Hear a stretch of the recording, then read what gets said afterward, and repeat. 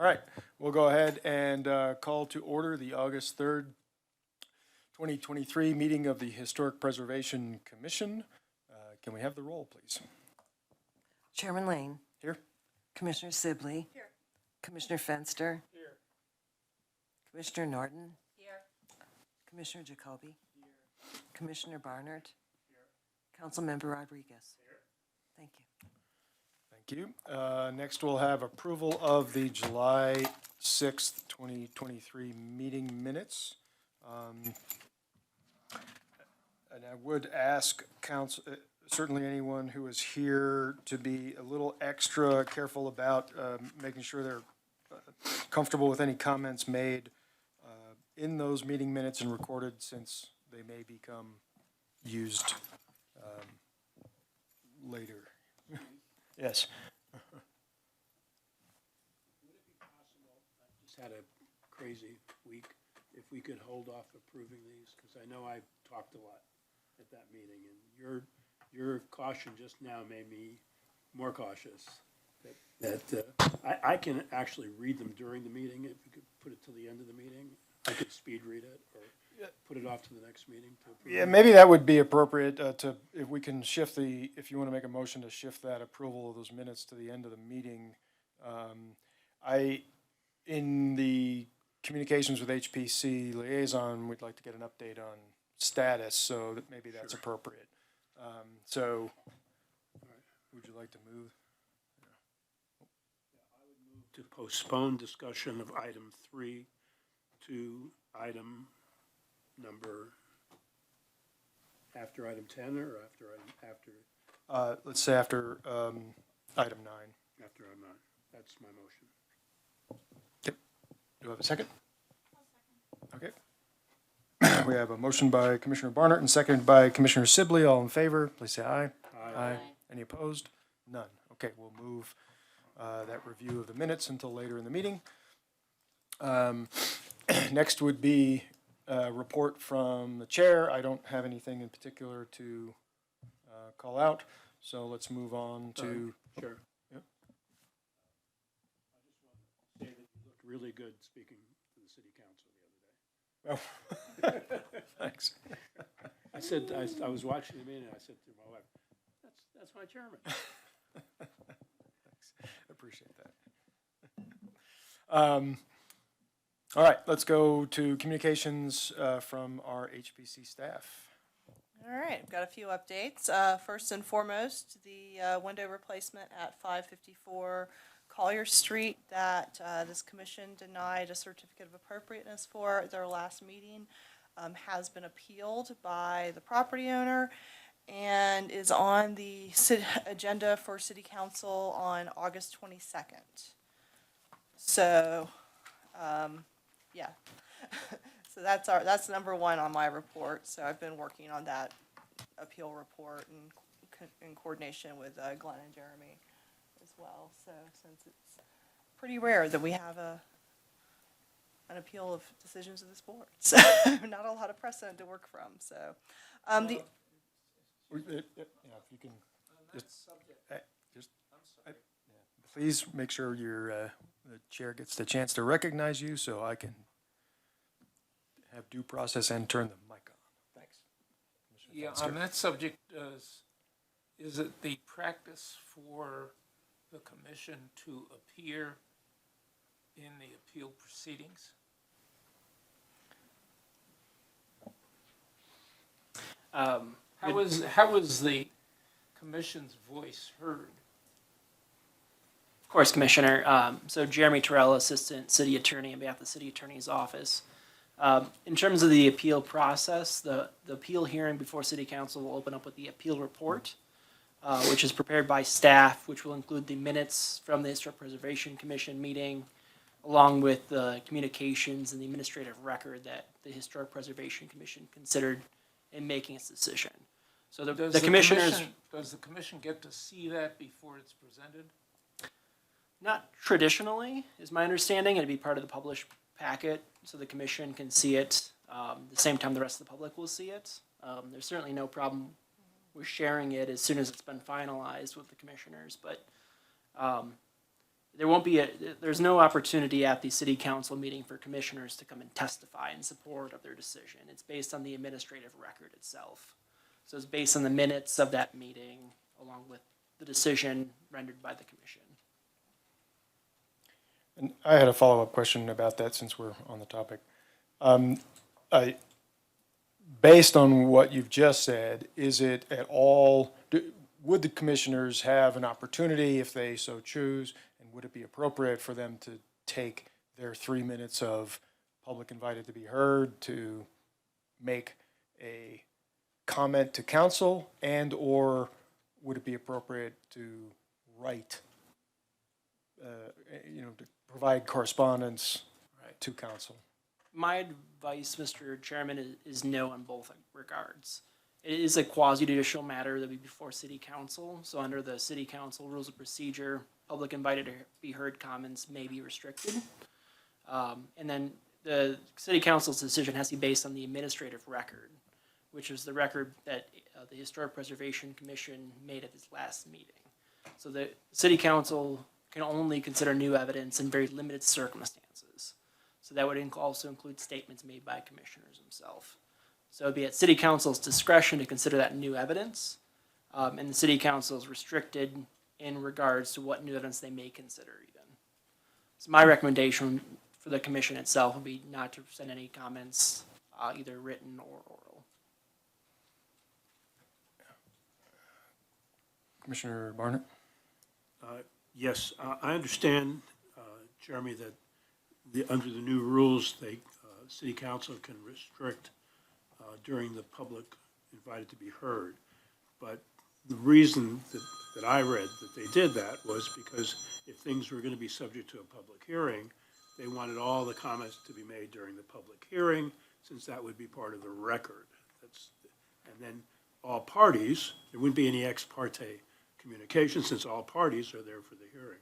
So I think the question, if I could amend Chairman's question a little bit, the question is there anything in the code or procedure that would prevent a commissioner from expressing his or her view at the hearing about the matter? Just one moment, Mr. Commissioner.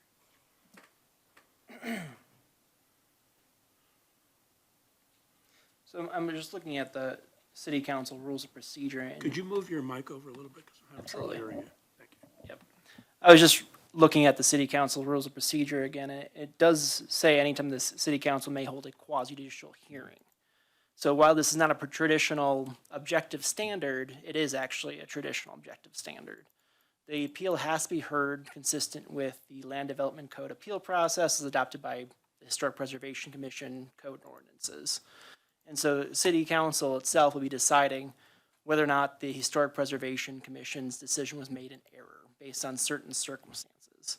Since we're applying objective criteria, since city council will be applying objective standards making that decision, it is a quasi-judicial proceeding. And so the public invited to be heard restriction would apply to the hearing itself.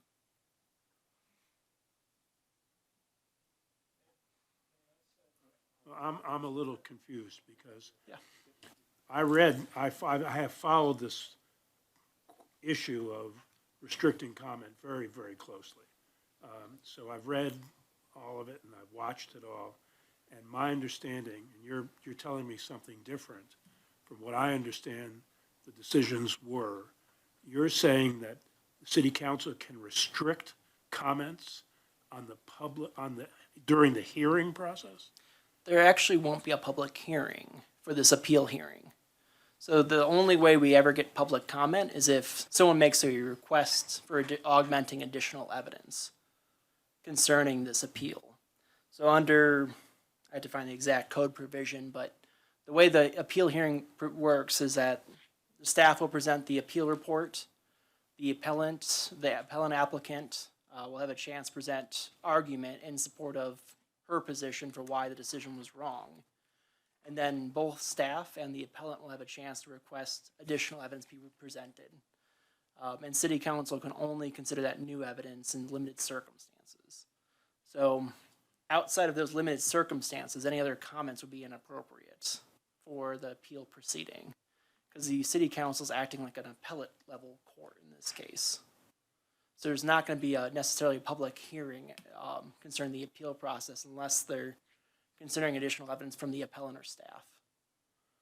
So, correct me if I'm wrong, but I heard you say that the issue before the city council is whether the Historic Preservation Commission erred in its decision, Correct. as opposed to whether or not it, I mean, and I understand that's, would be the case for planning and zoning. I've read those procedures.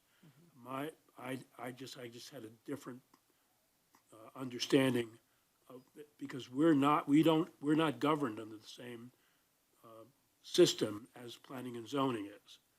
So I thought that the city council would considers the record as evidence, but then also can make its own decision. And you're saying it's limited to whether or not the Historic Preservation Commission erred. So I just want to understand that. Correct. So under section 2.56220, which is the Historic Preservation Commission Code section concerning appeals, any appeal of a final decision by the commission, which includes certificate of appropriateness requests, are treated the same as under the Land Development Code. So we actually follow the procedure that applies for Planning and Zoning Commission decisions that are final for the HPC decision in this case, because it's a final decision. So while there's other appeal processes under other sections of the Historic Preservation Commission decisions, for certificate of appropriateness in particular, we follow Land Development Code appeal procedure like we would for planning and zoning. So it isn't what we call in the legal profession a de novo review. It's not a fresh look at the matter. It's looking at the administrative record that Historic Preservation Commission made by making their decision and deciding whether that was in plain error.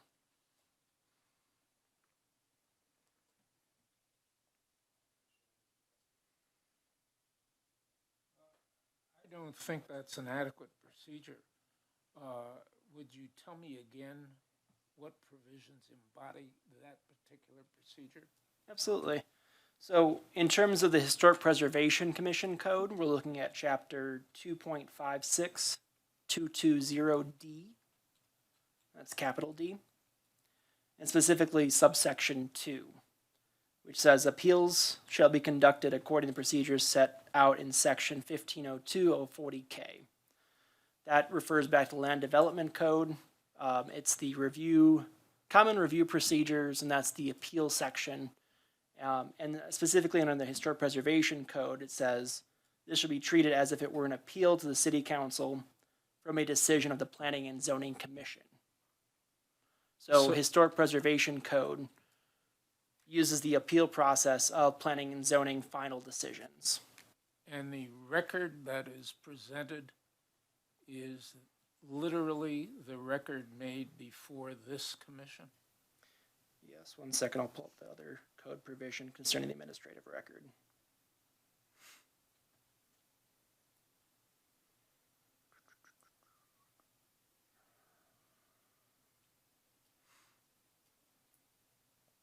So as it concerns the administrative record, we're looking at section 15.02.040. And now we get into subsections. So that'll be subsection capital K.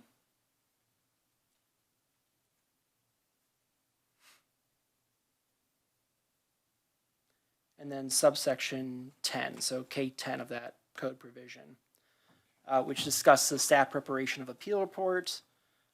If an appeal is made, and I'm paraphrasing slightly just to remove the references to planning and zoning, the liaison shall prepare an appeal report detailing the decision of the applicable decision-making body and shall include all appeal letters and minutes of the applicable public meeting or hearings. May I interrupt you? Absolutely. You used the word detailing. Does that mean the author of that appeal report has license to summarize what was in the proceeding before the commission? So the staff liaison will prepare a council communication form, which is the cover letter for the appeal report. And will that have any substance? In other words, is the view of the writer embodied in the report that's made to the council? It's not an opinion of the writer. It's an opinion it'll list the opinion of the Historic Preservation Commission. So it's a detail of the facts made. So it'll include the date the certificate of appropriateness was filed by the applicant. It'll include the decision by Historic Preservation Commission, including the reasons for their. How will we, the commission, know that the content accurately reflects what we did? That comes down to the staff liaison's preparation of the report based on the minutes that we'll hopefully be approving at today's meeting. So the minutes will We reflect. won't get a look at it, is that right? Correct. Is there any way that we can get a look at it? I mean, it's certainly a public record that we can provide to the commission, but there's no provision in our code for the commission to approve or deny of the report. It's the report itself, as Jennifer's been working on, is literally just a recitation of the facts. So it's based on the documents that have been filed in the administrative record. So the actual request made by the applicant, the subsequent denial is noted in the decision from the Historic Preservation Commission, and then snippets of the code that apply, along with snippets of the minutes itself. I just would like to note for the record that I don't think that's an adequate basis for moving the subject to the city council, especially if we don't get to look at it. All right, noted. Yep, Commissioner Jacoby? Yes, thank you. This is a small point, but I was reading the minutes here, and at the public invited to be heard last time, Kyle Schultz mentioned that he had an equally old home with double pane windows. Since our meeting last time, I went by his house. The old portion of his home does not have double pane windows. It has single pane, as is appropriate for a historically designated home. And he claimed that his was designated, it had double pane windows. It has double pane windows in the refurbished kitchen, which I think he rebuilt about 15, 20 years ago, if I recall. Now, that's new information. I can state that now. This is a matter of public record. Is the record today used at all in consideration for the review by City Council?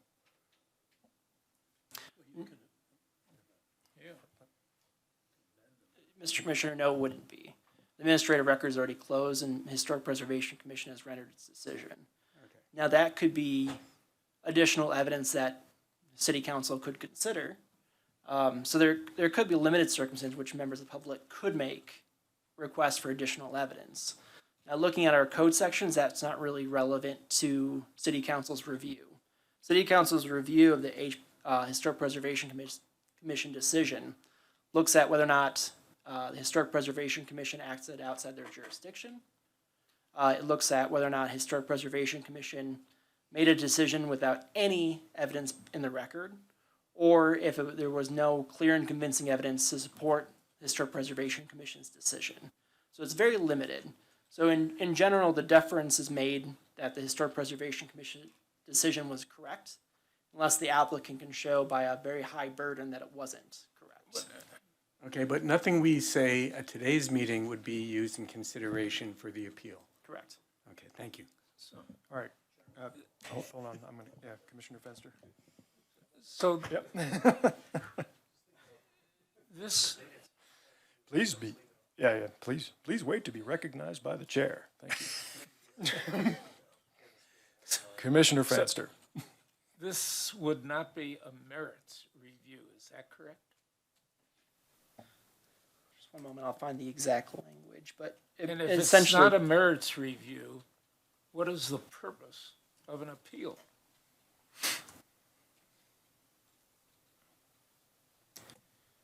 so I'm reading again from our code sections. So this is, No, I want your view as to whether or not this is a merits review by the city council. I can go read the code section myself. I've Sure. been practicing law for 60 years. I guess I don't understand your question, Mr. Commissioner. I want to know whether the, quote, appeal to the city council will involve the merits. So my interpretation of that question is whether or not we're looking at whether or not the code criteria for a certificate of appropriateness applies, or whether or not the applicant met that criteria. And the answer is somewhat yes. What does somewhat mean? Well, if the decision by Historic Preservation Commission wasn't based on any competent evidence, Says who? says City Council, Mr. Commissioner, or if it was plainly inconsistent with the review criteria, then City Council could reverse the Historic Preservation Commission decision. Short of those two elements, or the Historic Preservation Commission exceeding its authority or jurisdiction, they can't reverse the Historic Preservation Commission decision. And when I say they, I mean City Council. Thank you. Let's see. Commissioner Barnard. Yes, I have the code in front of me now, so a little easier for me. And I'm looking at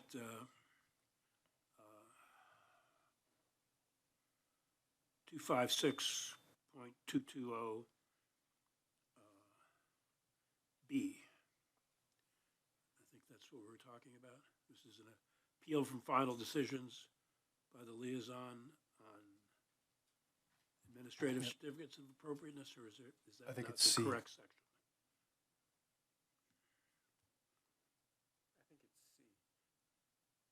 C? Appeal from final decisions by the commission, C. Correct, C is applicable. What is B referring to? Appeals from final decision by the liaison. So those are referring to decisions by the liaison under, Oh, okay, that's what happened last time. The liaison made a decision, but the liaison actually made a decision. I'm trying to remember, Jennifer, did you support or oppose the So, recommendation? in the case of, through the chair, in the case of this particular type of certificate of appropriateness that requires commission approval, staff makes a recommendation. We aren't a decision maker. There are more minor types of certificates of appropriateness that can be approved at the staff level. I was gonna mention some of those that we've been seeing a lot of in, later in my report, but things such as if someone's replacing a roof because of hail damage and they're not changing the materials, that's something that staff would look at and say, yeah, you basically are replacing your roof with the same materials, there's no reason for that to go to the commission. Things of that nature, very minor things, those would be administrative approval. Obviously, if someone were replacing the materials, like if they were replacing asphalt and wanted to do a tile roof or a metal roof, clearly that would go to the commission. But those very minor types of alterations or repairs, those are the types of things that can be handled at the administrative level. And so that's what section B refers to as an administrative certificate of appropriateness rather than a commission decision on a certificate of appropriateness. Okay, because I'm just trying to get my hands on what is an appeal from a final decision by the liaison. So that's if you had decided against it and told them that, and then they appealed to us, they would do it under this procedure. So then we're talking about what happens after we've decided, which is where C comes in. And then it says that the appeal states why the decision is incorrect, right? That's number one.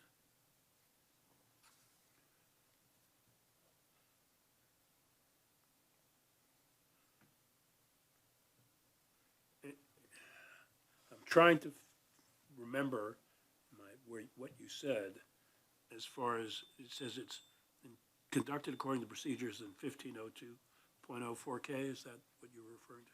Okay, so you're gonna have to look that up. correct. So we start off at in 2.562, 220C, which talks about the actual filing of an appeal from a final decision by the commission. And then it goes to subsection D, so appeal proceedings to city council. So first, a notice of an appeal hearing shall be given according to this chapter. And then looking at number 2, appeal should be conducted according to the procedure set out in section 1502-040K, which is the appeal procedures for a final decision from Planning and Zoning Commission to City Council. Okay.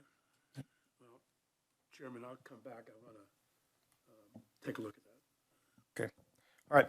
Any other questions for our city attorney before we move on? No? Thank you. Thank you for the time explaining the detail. We appreciate that. Back to HPC liaison. I just have a few more items. Great. So, as I mentioned, about the re-roofing, as an FYI, just if you see roofs being replaced, I've been processing I'll call it a fairly steady stream of, requests for, certificates of appropriateness for replacement of hail damaged roofs. So, no surprise, the weather's been kind of rough lately. So we are seeing a lot of damaged roofs that need to be replaced. So, and in all of those cases, it's been pretty much an exact material replacement. So that's really just an FYI for you.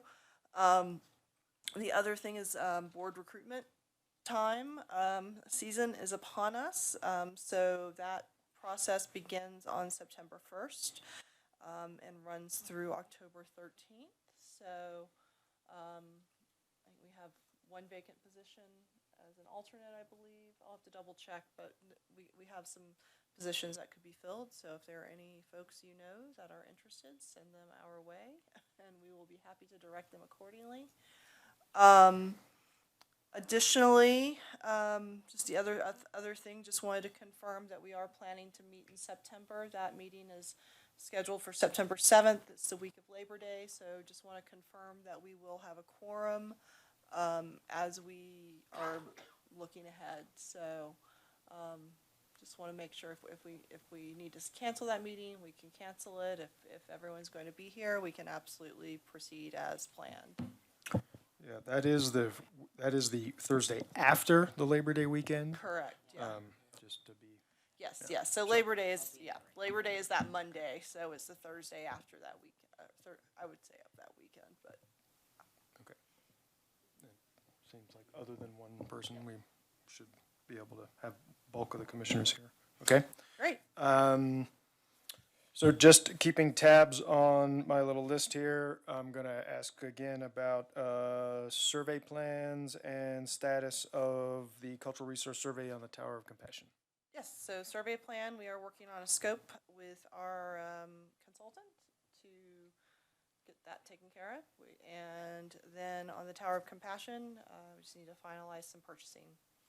Okay, what do you think timeline is on that as we, Timeline, I would like to get that purchasing stuff finalized before the next meeting and get it started as soon as Carl's able. So on the survey plan, we just gotta work with our consultant to get that scope, and, we've been having some back and forth as far as, samples that we've seen, things that we'd like to see, et cetera, so. Anything to add on that, Glenn? okay? Well, Yep. Great. Fair enough. Commissioner Barnard. Yes, I was in another meeting today, different from this, with a member of the Kanemoto family. And I asked him who would be the appropriate person in the family to contact, and he told me it was Ed Kanemoto. And he gave me his phone number. If you want me to, I'll give that to staff, or how do you Yeah, want to? that'd be great. Yeah, feel free to email that to me. Okay. Okay, thank you. Anything else? No? All right, any questions for our liaison? Commissioner Jacoby. Yeah, a quick question just about, and there's probably no hard and fast line here, but I'm curious when liaison can make a decision and when it comes to the commission. The example I'm thinking of is a historically designated home where I know they're replacing a door. And I said, well, I don't recall hearing about that. And she said, oh, I went to planning and talked to them about it. And apparently it was approved. They also made a change to a fence that apparently was not pre-approved, and they said they heard about it, and so they were very careful about coming to you for further recommendations. And so I'm not sure where the dividing line is. It just like replacing like that we don't see, or is it minor? And then you have to define minor, but minor alterations as well. So I don't recall processing a door replacement. If it were a different style, I probably would have sent it this way. Obviously, if they were replacing, typically if it's something, if it were a historic door, I would absolutely send it this way. It's something I would, if it needs a building permit, obviously they're getting something in writing.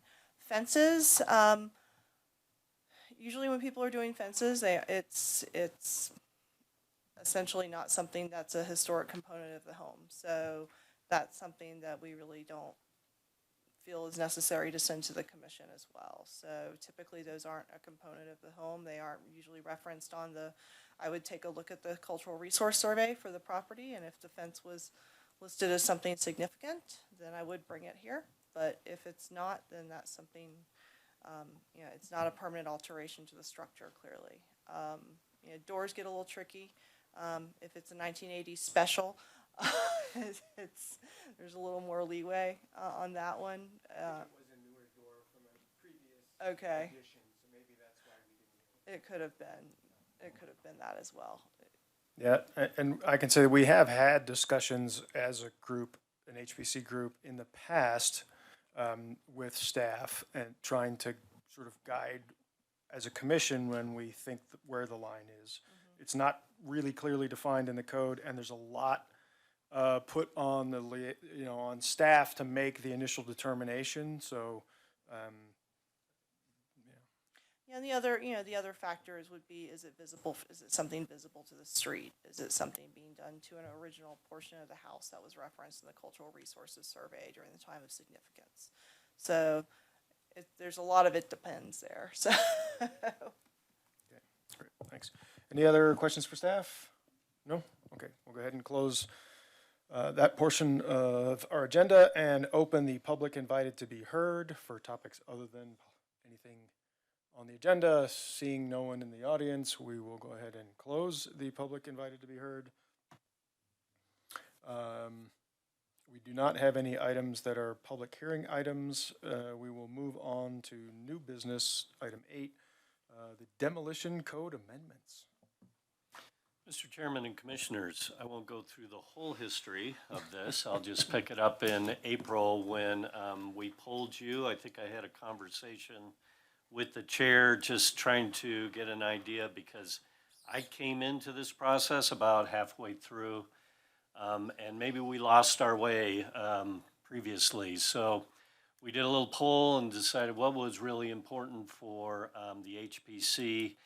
And we got a number of items, but mainly it was centered around the demolition code, trying to incorporate a new concept of demolition by neglect. And then also the process was kind of a monkey process that needed to be fixed. So we showed you just basically my draft back in April. We had a lot of good comments from that. Jeremy has spent a lot of hours on it and I think really made it a good document. So if you feel if you feel it's worthy, we are going to ask you to make a recommendation to City Council. We can just jump to that right now if you'd like, but I think you're probably going to want to go through each page, so I'm just. Yeah, I'd like to roll joking. through and just to hit as we go. I mean, obviously, some of these are housekeeping items, but any of the major points I'd like to hit in order, discuss any, kind of bit by bit, move through, Absolutely. make sure as we go, everybody's okay with what we're doing, move down, and rather than Yeah. sort of shotgun. And I'll put it up on the screen. The only other thing I wanted to add is if you do make a recommendation, We have it tentatively scheduled. We're really getting kind of backed up with city council, and we have budget in September.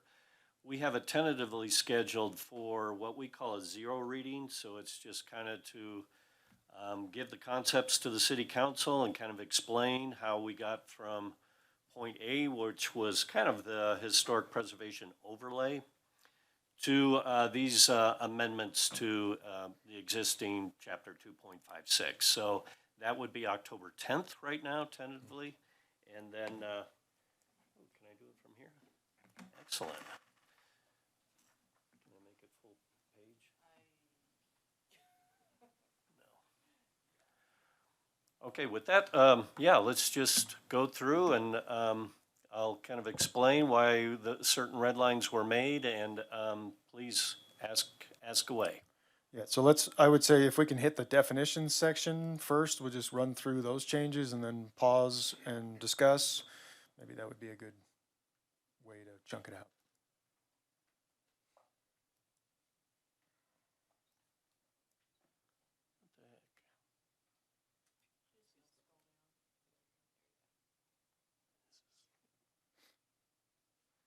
You want to just talk about ones that were changed? Yeah, I would, Eliminated. and if anybody else has a question about anything else, we can handle it, but let's just review the changes.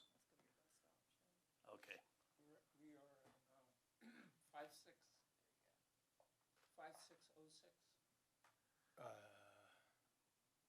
256.020. So is demolition our first changed? Yes.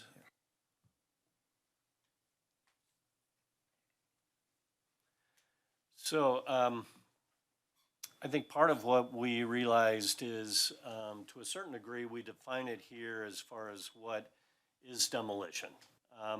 So I think what Jeremy figured out is, does it really matter whether it's partial or it's complete demolition? It's all addressed in the same section. So we added in this definition. I think this might have been in the original draft that you saw on April 1st. We just added the specifics of exterior facing a public street of a property. So I don't think there was any major changes here. But we'll get into the why there isn't a partial demolition in a future section. Anything at all? And then let's just cover the whole thing. So then it looks like we've just basically deleted two other definitions that no longer are appropriate to include. Is that right? Right, we actually, the historic property was added early on because I think the thinking was we would reference that section in a lot of different places, so it's better to define it here and then just say historic properties. It really only shows up in the demolition section, so we just took the words from this and dropped it right into that section. So it made this definition not really necessary. Okay, all right. So discussion about the demolition definition. Are there any commissioners that would like to comment on that? Is everybody, I mean, I think the essence of this was to try to avoid the bolder, everything's gone but the front facade, therefore it's not demolition, right? That's the essence of it. Any further questions or discussion? No? Okay. Commissioner Fenster. Yeah, 50%, excuse me, 50% or more of the exterior walls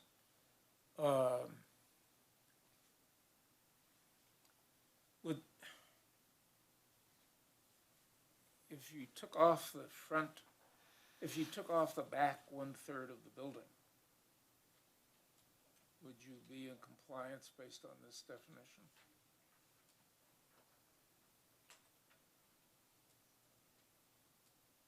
I believe so.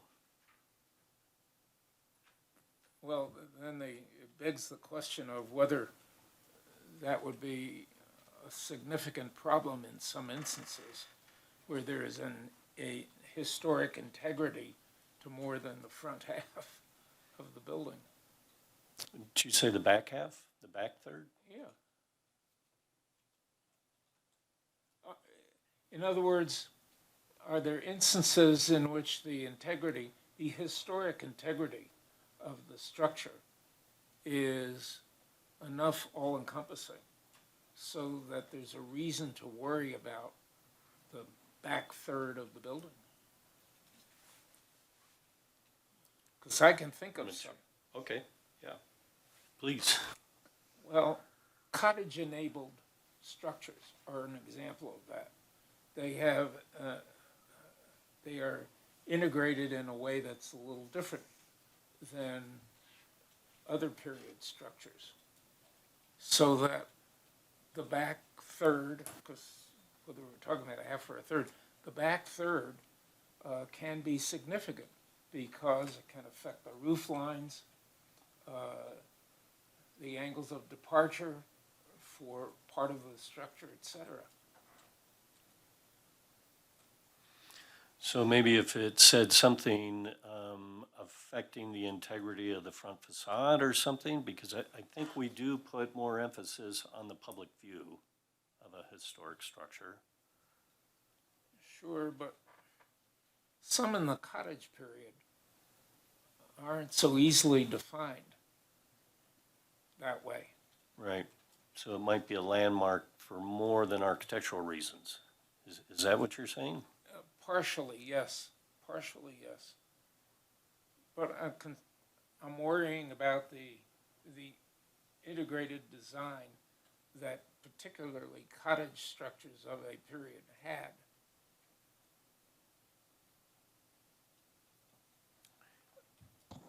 Can I ask a clarifying question for you? Are you thinking of a separate building on the No. site? But you're talking about it's still a connected. Yeah, Okay. yeah. Locations of porches, locations of roof lines, where there are dormers, the location of dormers or insets.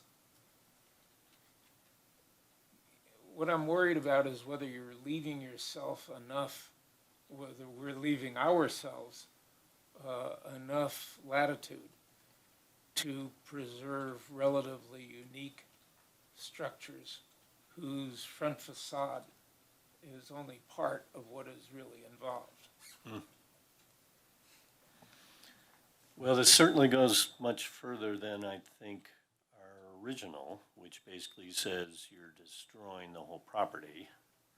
So it's a step in the right way, but I'd be happy to hear other alternatives. I mean, I don't think this is unusual from other cities in the area as far as how they define demolition.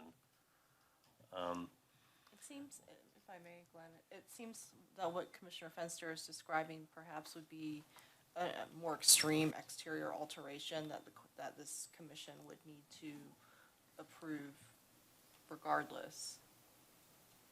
So it may not be demolition per se, but it would be an exterior alteration that would warrant approval of this commission. I mean, the question's fair. If somebody has a landmark property and takes off the back half, 49% of the building, are they not required to get approval for that? Because if that were the case, I don't know that that's really our intent. I would consider that to be an exterior alteration that would require approval of this commission versus, Right. Yeah, I was kind of thinking along the lines versus going into the building department and asking for a demolition permit. yeah, and if it were a They would be landmark, that the before you. building permit would be flagged in our system. They would contact me and I would say, yeah, no, they need to go to the commission to get this to get this approved. Okay. So we have multiple safeguards Yeah, to, there's a few fail-safes in there, okay. a few guardrails, I should say. Any other commissioner comments? Okay. All right. Well, let's go on and, we circle back to any final questions. We eliminated local, excuse me, local preservation organization because we don't have any. And certainly if we do, we could certainly add it back in, but that was the main reason for that. I think it probably came over from whatever code we copied it from. In fact, I don't know of an example. Maybe somebody knows what a local historic organization might look like other than the HPC?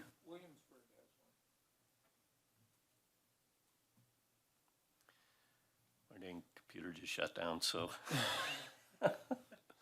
please stand by.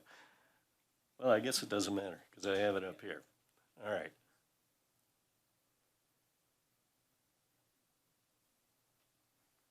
And again, we eliminated total demolition because we defined it in the demolition definition. This is all unchanged. Powers and duties are unchanged. Commissioner Jacoby, you had a question? Just getting back to local preservation organization, the Callahan House Board is a city board, but would that be appropriate? And again, I don't know if it would ever make a difference here. Yeah, I hadn't thought of that. And that's specific to that particular site. Right.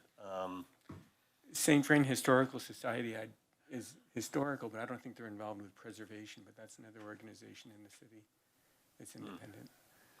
Yeah, and where it showed up, and we'll get to it, is another group that could bring forward a district or a landmark other than the commissioners or the property owner or city council.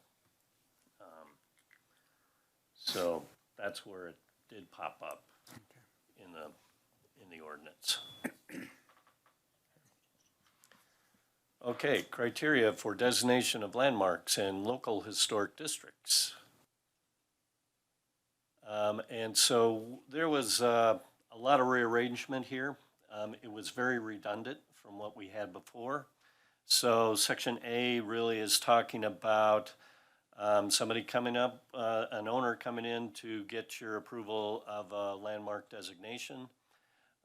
This is criteria that we showed you back in April. It was some criteria that was suggested, I believe, by our attorney that we hired about a year ago to take a look at the ordinance. So it's pretty identical.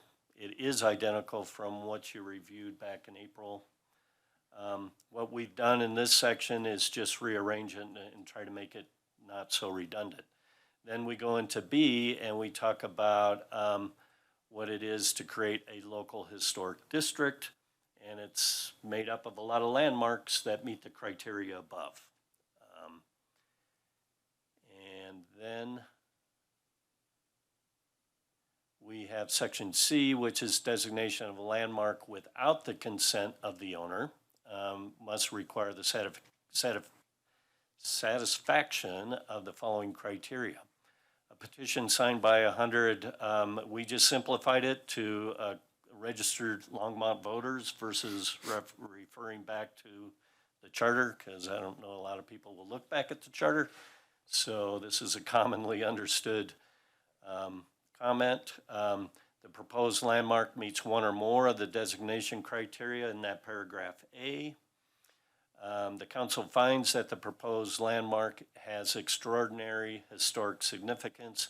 That is actually defined in the definitions, and that's something that wasn't changed. Let's see, there's some references that changed just because we moved some sections around. That's paragraph 5. And so on. So that is that section. Not a lot of major changes there.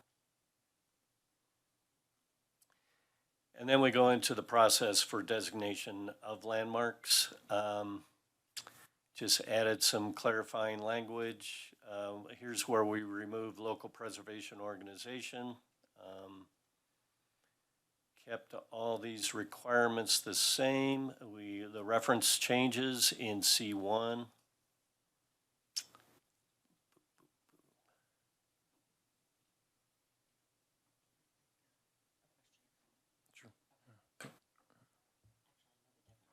Okay.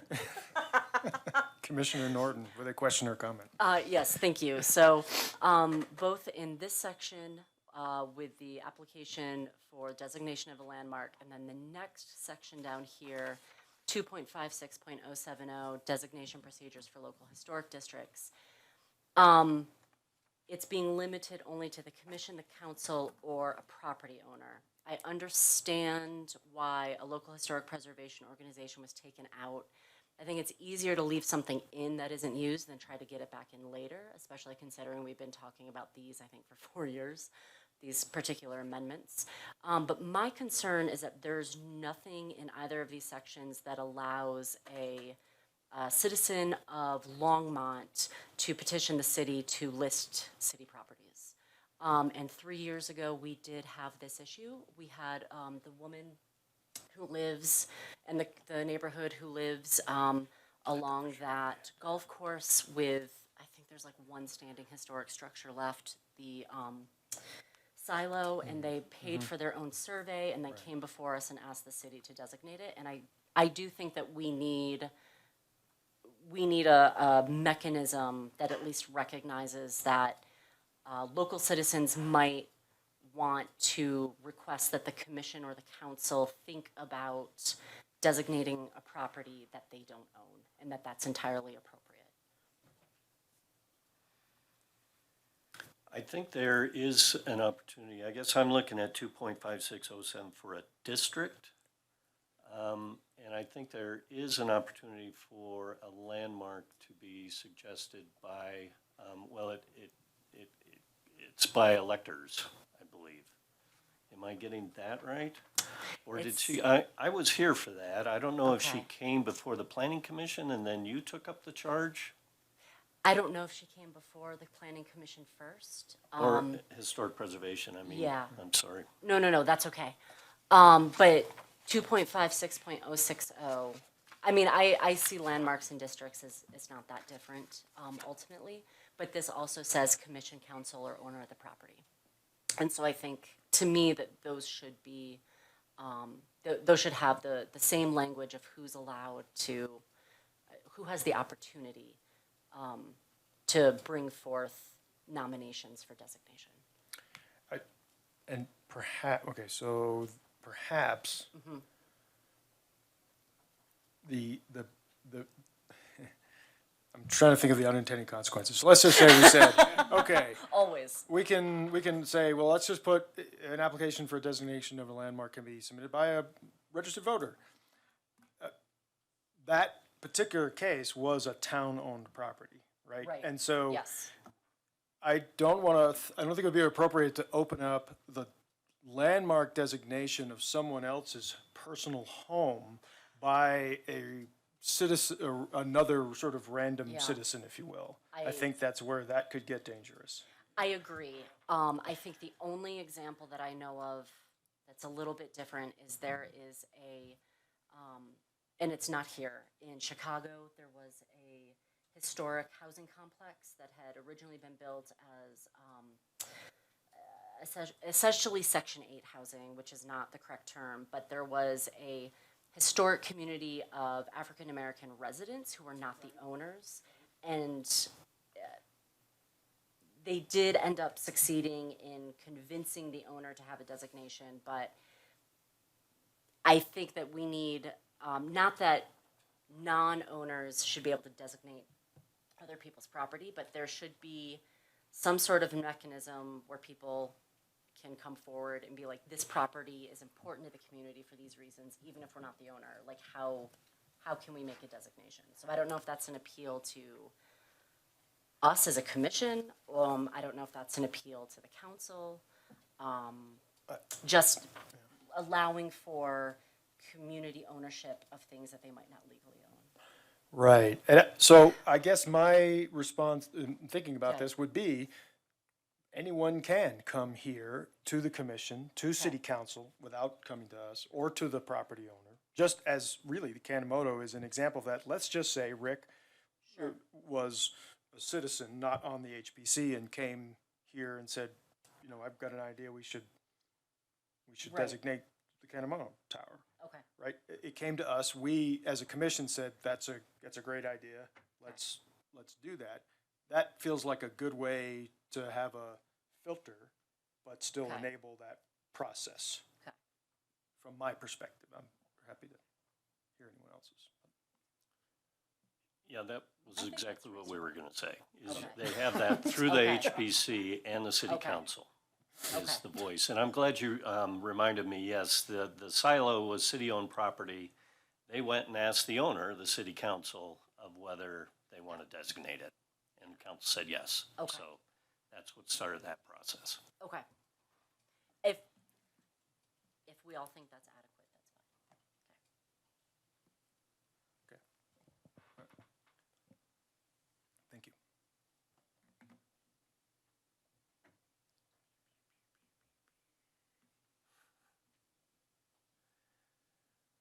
We added local in a few of these, and again, we took out local historic preservation organization. And this is an area I did want to talk about because we did change the number of folks that needed to be included, signed on for historic district from 25% to 75%. And I think my feeling was that it's more effective to have that grassroots support from a large majority of the owners versus 25% and that mess coming here, basically, to work that out.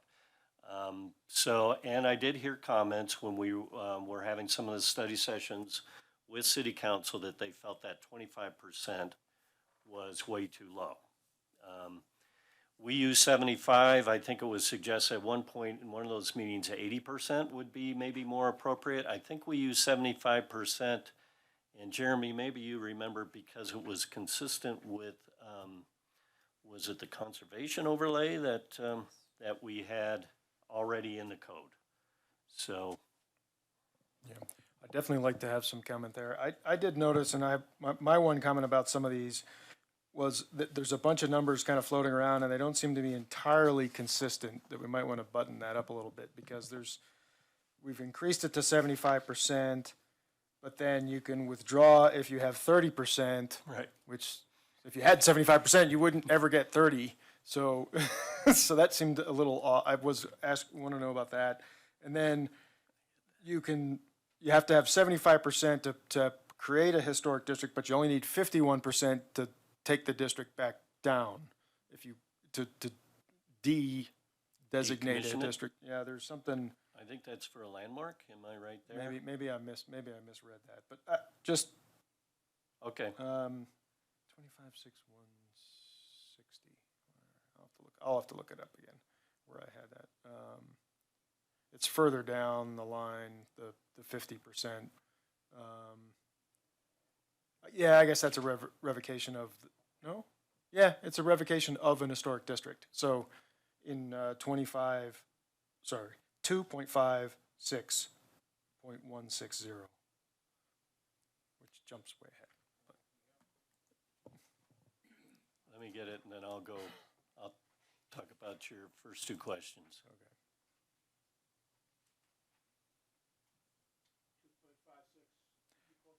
2.56.160, revocation of designation. And it says, a petition for revocation of an historic district may be submitted by owners representing a minimum of 51%. But we had 75 created. So I could just worry about 75% of people get it done, but then I don't know. I just, the numbers didn't Yeah. make sense, so I wanted to talk through it. Well, the 75 and the 35, right, don't add up to 100. Right, that was my first comment. Yeah, All right. Commissioner Jacoby, you have a comment? Yes, when I know with the Historic East Side, they were considering historic district designation, and I was shocked at the 25% number myself. But I would think, and again, we are trying to work through conservation overlay, and just the numbers are so difficult to achieve with a significant neighborhood the size of the east side or the west side. Maybe going back to 51% minimum for the application. If you have only 30% opposing and the city will withdraw the application, I think that would guard against any kind of divisive issue. But if you have a majority, 51% is probably worth pursuing the application and looking into it. So I would compromise between the 25 and 75 and go to 51, personally. Well, first, let me explain the 75-35. So I think our thinking was, let's make it a little bit more difficult for folks to not just the 25%, because if you have 75%, you know there's potentially 25% against it. So to get it withdrawn, we wanted somebody to have to change their mind, basically 10%. So that was the reason for that. Here, it was such a low amount, we wanted to make it more difficult for somebody to revoke, so we bumped it to 51%. I think that was our thinking. Now we go back to Rick, that maybe it should be a different standard. Maybe somebody else has some comments on that. Well, one other thought, just, I don't know if you ever had a daughter who sold Girl Scout cookies. Have you been a ever while. tried going door to door selling Girl Scout cookies? You know how many people answer the door? Do you know how hard it would be to get 75% of all owners in a district to sign on, even if they agree? If you can get 51%, I think, I mean, look at the voting records. What percentage of people vote? I think if you can get 51% of property owners to be clearly showing that they are motivated towards moving in this direction, I think the application should be pursued. If 30% say it should not and the city drops it, fine. But if you don't have 30% mobilized saying this isn't worth looking at, you have a majority saying this is worth looking at, I think the application should be considered. So again, I think I'm talking about a functional, I understand what you're saying from a theoretic standpoint, but to make this a functional law, that would work for neighborhoods, I think dropping it to 51% would make more sense. Commissioner Norton. Yeah, along those lines, something just occurred to me. What is our rate of non-residential ownership? So like, how many rental properties do we have in the city where somebody, if you did knock on the door, it's not the owner who could even sign in the neighborhood? And should we consider that when we're considering what percentage of the neighborhood needs to sign on for a district? No, I'm not saying renters. I'm saying that there are people who own property but don't live here. And so if you knock on the door, you're not going to get them regardless. And I don't know what those rates are in Longmont. It's just something that occurred to me as you were speaking about the onerousness of selling Girl Scout cookies. I couldn't tell you, but we wouldn't. I have that answer. I thought you might, actually. Is your daughter selling cookies? No, that would have been me in the 80s. I know, I was thinking the same thing. So according to our community profile for the year of 2021, it was estimated that our owner versus renter occupied unit breakdown was 64.1% owner occupied and 35.9% renter occupied. Now that does include, that includes both single family as well as multifamily, but just in terms of ownership, that's. They're not equally dispersed. Exactly, and not equally dispersed. That's just of our 40,310 housing units, 64% of those are owner occupied. I don't have anything. And how many are less than 50 years old, I guess, would Yeah. be the other part. Yeah, we don't have that deep dive, so this is just the snapshot. What I was just gonna say is we wouldn't rely on somebody knocking on a door. We notify the owners that per Boulder County records. Yep. So, Yeah. yeah. Still, I think Commissioner Jacoby's point is a fair one about just getting, even if you are notifying, getting somebody to respond to the notification, to see the notification in the mail, and maybe 75 is a overburdensome. I mean, especially if you just take that average of 64% or something are owner occupied, maybe a 51% starter is the right is a better number. I'm kind of leaning that way myself. I'm curious, getting some head nods. Yeah. Okay, all right. So I think if we can change that 75 to 51. That is your recommendation. I think we'll encapsulate that in a formal motion at the end here, but.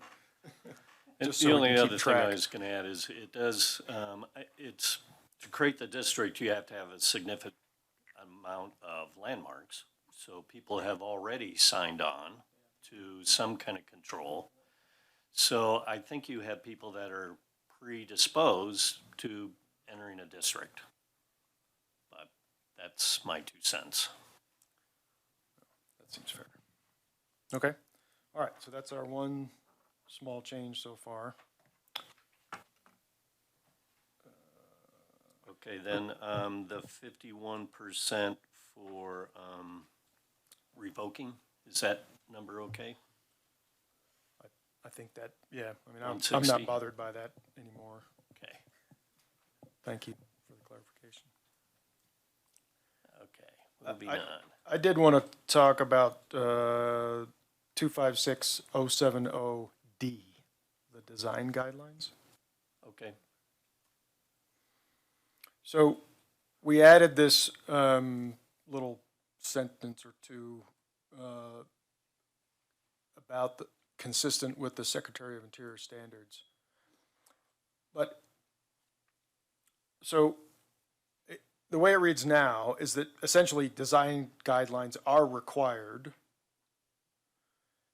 and they have to be consistent with the Secretary of Interior standards, and then additional guidelines, if desired, can be developed by the applicant. The whole paragraph reads a little clunky to me at this point. I mean, I think the notion, I think I might have been the one that suggested this, but I think just making sure that we get some nod to the Secretary of Interior standards for treatment of historic properties is important to include in a design guideline criteria, but I wonder if there's a cleaner way to say that. maybe remove additional guidelines? Yeah, I mean, Yeah. if we're gonna require the guidelines and they'd have to be consistent with the Secretary of Interior standards, I don't know that you need additional guidelines. Right. It just, yeah, it seems Could you superfluous. go further than the secretary's guidelines?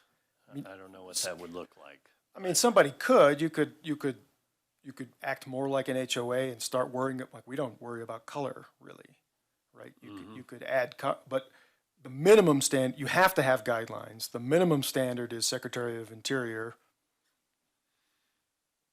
Yeah. No more need be said at that point, is maybe my, unless, so it says, I honestly think we could just strike the additional. So strike additional and strike if desired by owners within the district. Guidelines shall be developed by the applicant and owners of properties within the proposed district, blah, you can keep all of that. It's just the additional, the reference to additional guidelines if desired, I think, is muddy. Okay. Let's see, Commissioner, let's see, hold on. Commissioner Fenster, you're on next. Commissioner Fenster. I just had, in D, the first line, I suggest that we strike appearance and insert integrity. Where are you? First sentence? Appearance, I think, might not be Oh, an oh, adequate oh, oh. word, and I would substitute integrity.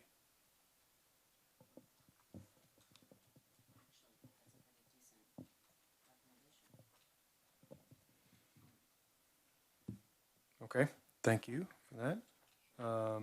Doesn't seem everybody's kind of on board there. Okay, Commissioner Sibley. Yeah, and I don't know, maybe this is already covered, but for the additional guidelines, and I can't think of any in particular, but I know in some places you might have something that is just particular to a neighborhood, a certain builder, I don't know, it could be some weird little brackets that somebody made or something like that. maybe those things would be covered by the Secretary of Interior standards, but I could kind of see that maybe in a neighborhood or in a district or something, there could be some odd little quirky thing that should be protected that's local. Yeah. Like the neighborhood where all the houses are on that 45 Yeah, degree angle. just like that, yes, Okay. yes, very much like that. So, yeah, thank you. Yeah. Though I don't know that that wouldn't be covered under guidelines, right? It's just the guidelines have to be consistent with the Secretary of Interior standards. You develop them in this way, right? Feels to me like it's just You're one broad. saying, Mr. Chairman, if it was something in addition, it should still be covered by the Secretary of Interior standards. Correct, and that's really what I guess I'm trying to make sure is that we don't somehow bypass Exclude the something. Secretary of Interior standards by creating some other, because it allows some other process, you know, this is our Bible, if you will. We ought to make sure that's the foundational document. Okay, we're all on board with that? Good. Consensus by head nod, thank you. Okay.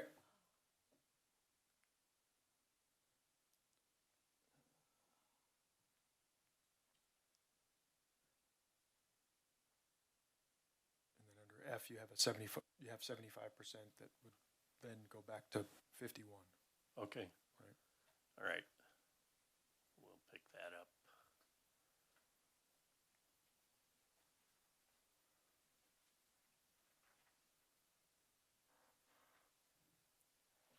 Okay, this section actually got incorporated in the end, so that's why this was deleted, and again, 256150.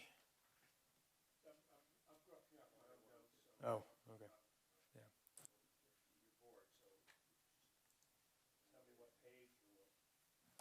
I don't know. Page 20. Was formerly 2.56.150, enforcement of compliance. And it's stricken because we moved it.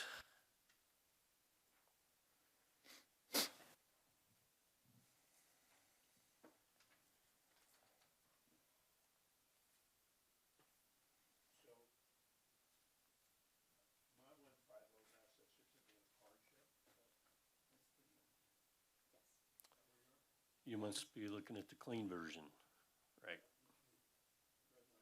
Oh. Right.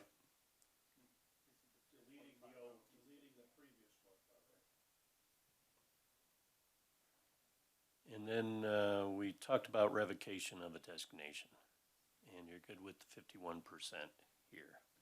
Okay. Some reference changes.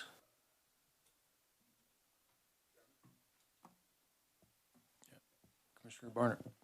Yeah, just curious, why is enforcement of compliance being deleted, or is it being put someplace else? It's being put someplace else. Okay, where is that? It's at the end, All the way at the end? all the way at the end, where we have enforcement. Is it just cut and paste? No. No, Yeah, I'll let Jeremy's Jeremy talk smiling. about it. When we get there. So Okay, we'll talk about it when we get there? We'll talk about it Yes, when we get there. promise. Okay, now we get to the meat of the matter here, which is review of permits for demolition and moving of undesignated structures 50 years of age or older. So we put the 50 years back in place. We kind of took out the section about if it's a dangerous building, as designated by the fire chief or building official, that's an exception. We moved that to another part. It's still here.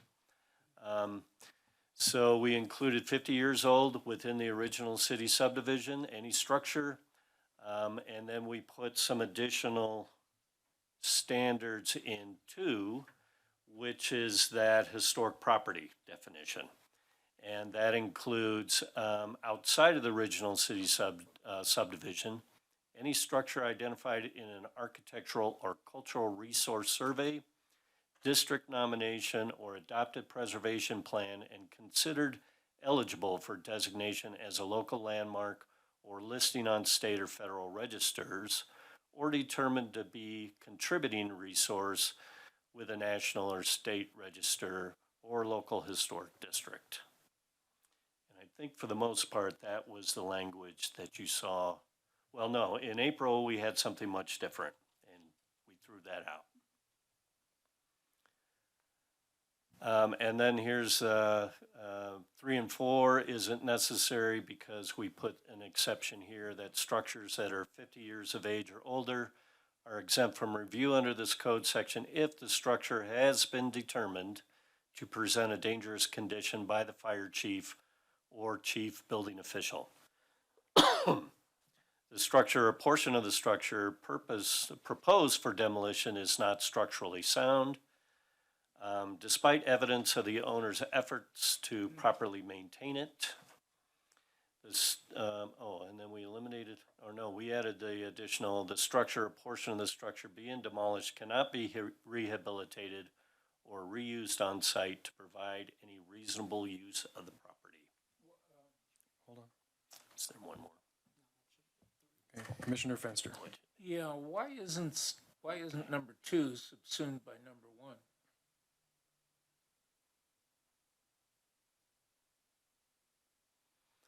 There could be other reasons it's a dangerous structure, not just structurally. It could be dangerous, but not having been condemned Yeah. formally. Oh, I think that's what 2 would capture, yeah. Yeah, I appreciate that. I personally like the language in number 2, and then feel like this is really maybe some of the meat of you said it, it's the meat of this. It's what, the big focus of what we're really trying to do is dial in what specifically, clearly is considered in the ordinance, so.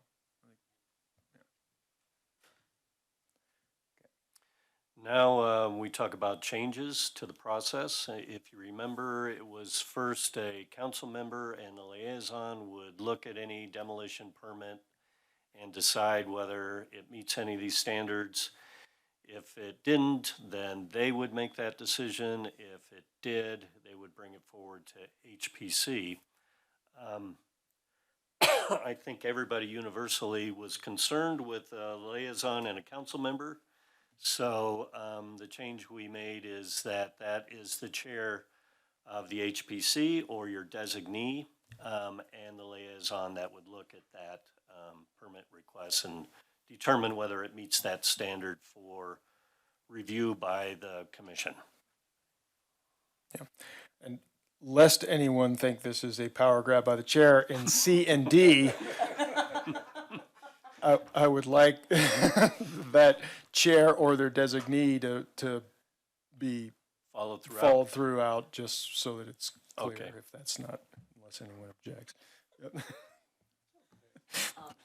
Commissioner Norton. Rather than being concerned it was a power grab, I was concerned that we might be putting too much work on the chair, who I feel like might already put more work into these meetings than some of us. Well, that's also, it gives the opportunity for the chair or the designee. So in other words, it's a representative from the HPC, which is the point, right? So the whole point is that the HPC is by ordinance made up of technical, or, has a minimum amount of technical people on it, right? So they really do have a better understanding of this than, an average layperson out there, whatever their experience might be. And so that's why it matters to have an HPC member and the staff liaison involved in the process versus burdening a council person who isn't involved in that process. So. I'm not sure who else that would be, because we thought about that. So, no guts, no glory, I guess. Grab that power, Steve. You wear it well.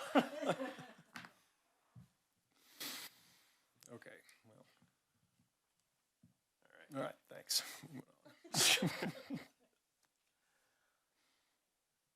In paragraph E, we just lay out how you make that decision.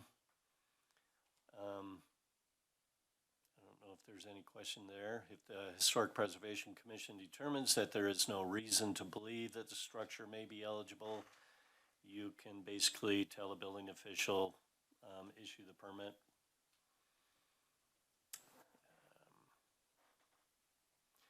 Yeah, here's where if the council finds there is reasonable cause to believe the structure is eligible, there's some opportunities for the city manager or their designee to negotiate with the owner to help them reach a reason to save it, basically. Let's see, I've got a couple of commissioners. Commissioner Barnert first here. Glenn, I'm looking at E. First word that hits me is determines. Yes. And that's not clear how that determination would be made. I mean, because we're pretty specific in other parts of the code on how we make determinations.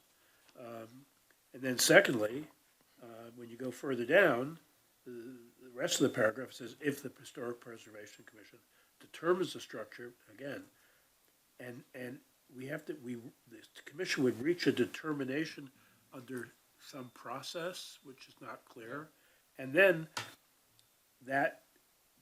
then a hearing is set after we make a determination under some process, which just, I mean, it could be just, we take a vote. We don't listen to any comments or anything.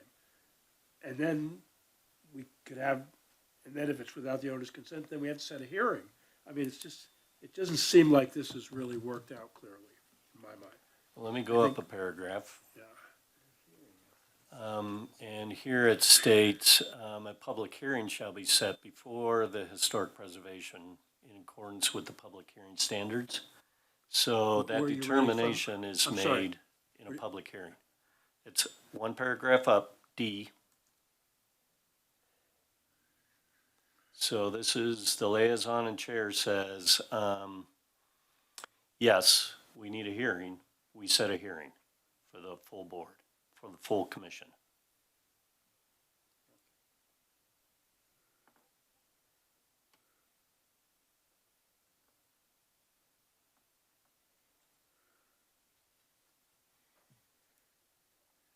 So the hearing takes place in D if it's necessary. So then what is E doing? Is Just there, what are there happens at words the there that hearing. I'm just not seeing because I'm reading this quickly, or is there something different in E that's going on?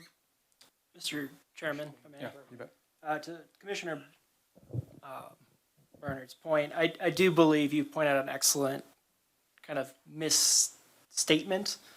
I think we should say if the Historic Preservation Commission determines that the structure is not eligible for designation as a landmark without the consent, then we're done. Because under Section D, the criteria we're considering is whether or not it's eligible for designation without consent. Right. So if you determine it's not eligible as a landmark without the owner's consent, the permit shall be issued. If the commission determines that it is, then it goes to the city council review process listed in E. So I think that's an excellent point. I think that was just a misstatement in our code. So I just, at some point we'll see the revised language. It sounds like it's okay. It sounds like it's clear, but,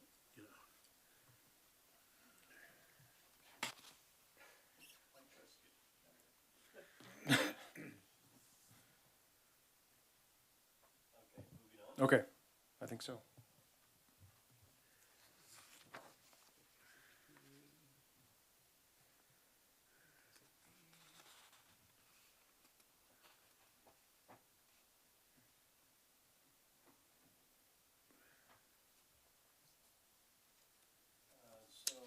Paragraph 200 just sets the procedures for the public hearing.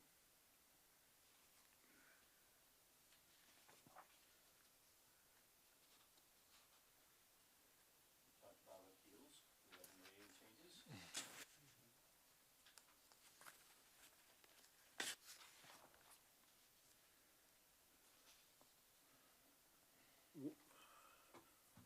Where are we?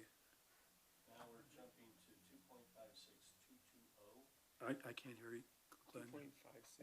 I'm sorry, and my mic off. 2.56.220, which is, Okay, can we stop before then? At sure. 2.56.210? And look at paragraph D. Appeal proceedings to the city council.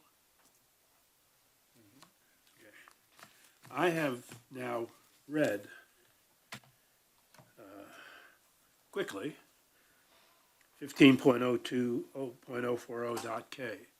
And I have to say, first of all, it cannot be read when you're looking at what it applies to at the Planning and Zoning Commission.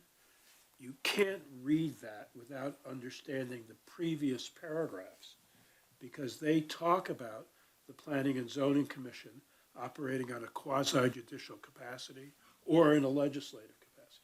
So it's talking about two different ways that the Planning and Zoning Commission can act. None of that applies to us. So when you're talking about appeals from it, it's a fairly complex process, which I don't think is necessary. I don't see why we can't state here what the appeal process is, because our process for reaching decisions is maybe 180 degrees different from how the Planning and Zoning Commission reaches, and the conditions under which we reach decisions are different from the conditions and law under which they reach decisions. So I don't think we should have our appeals. I don't think the reference to 15.02.040K should be, I think that should be taken out. Because I don't see why it's necessary.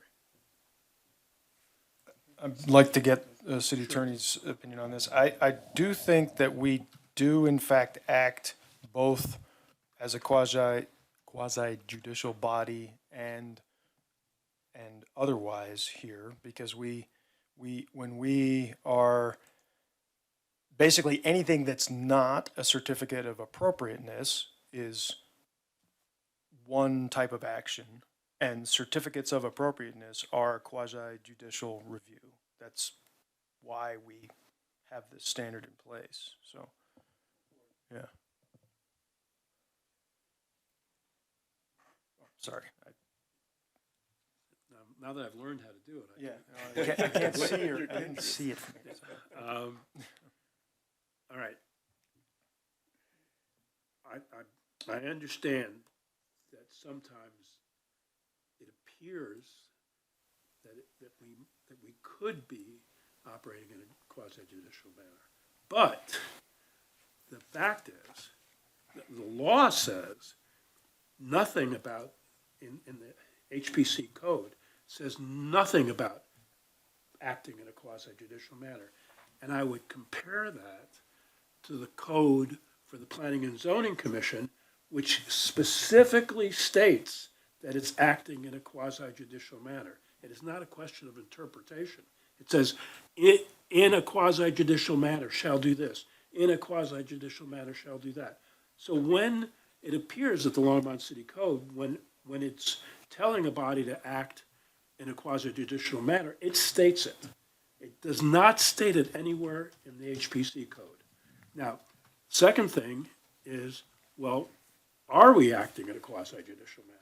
And the answer that I've given to Glenn in previous correspondence is quasi-judicial means that the decisions that are appealed can only be appealed on the basis of whether or not we exceeded our authority or whether we did something wrong. Whereas, I have to read this a lot closer. I'm still not comfortable with the fact that the appellant to the Windows decision isn't going to be able to present additional evidence, or that other people can apply and talk about it. So, but just without getting into that, just generally speaking, I don't think we act in a quasi judicial manner. I think we are a commission of the government that acts, and we make decisions, and those decisions can be appealed. Quasi judicial means you're acting almost as a court, and so that if you want to appeal the decisions de novo, you have to go into court of a court of competent jurisdiction in order to do it. That's not what we do.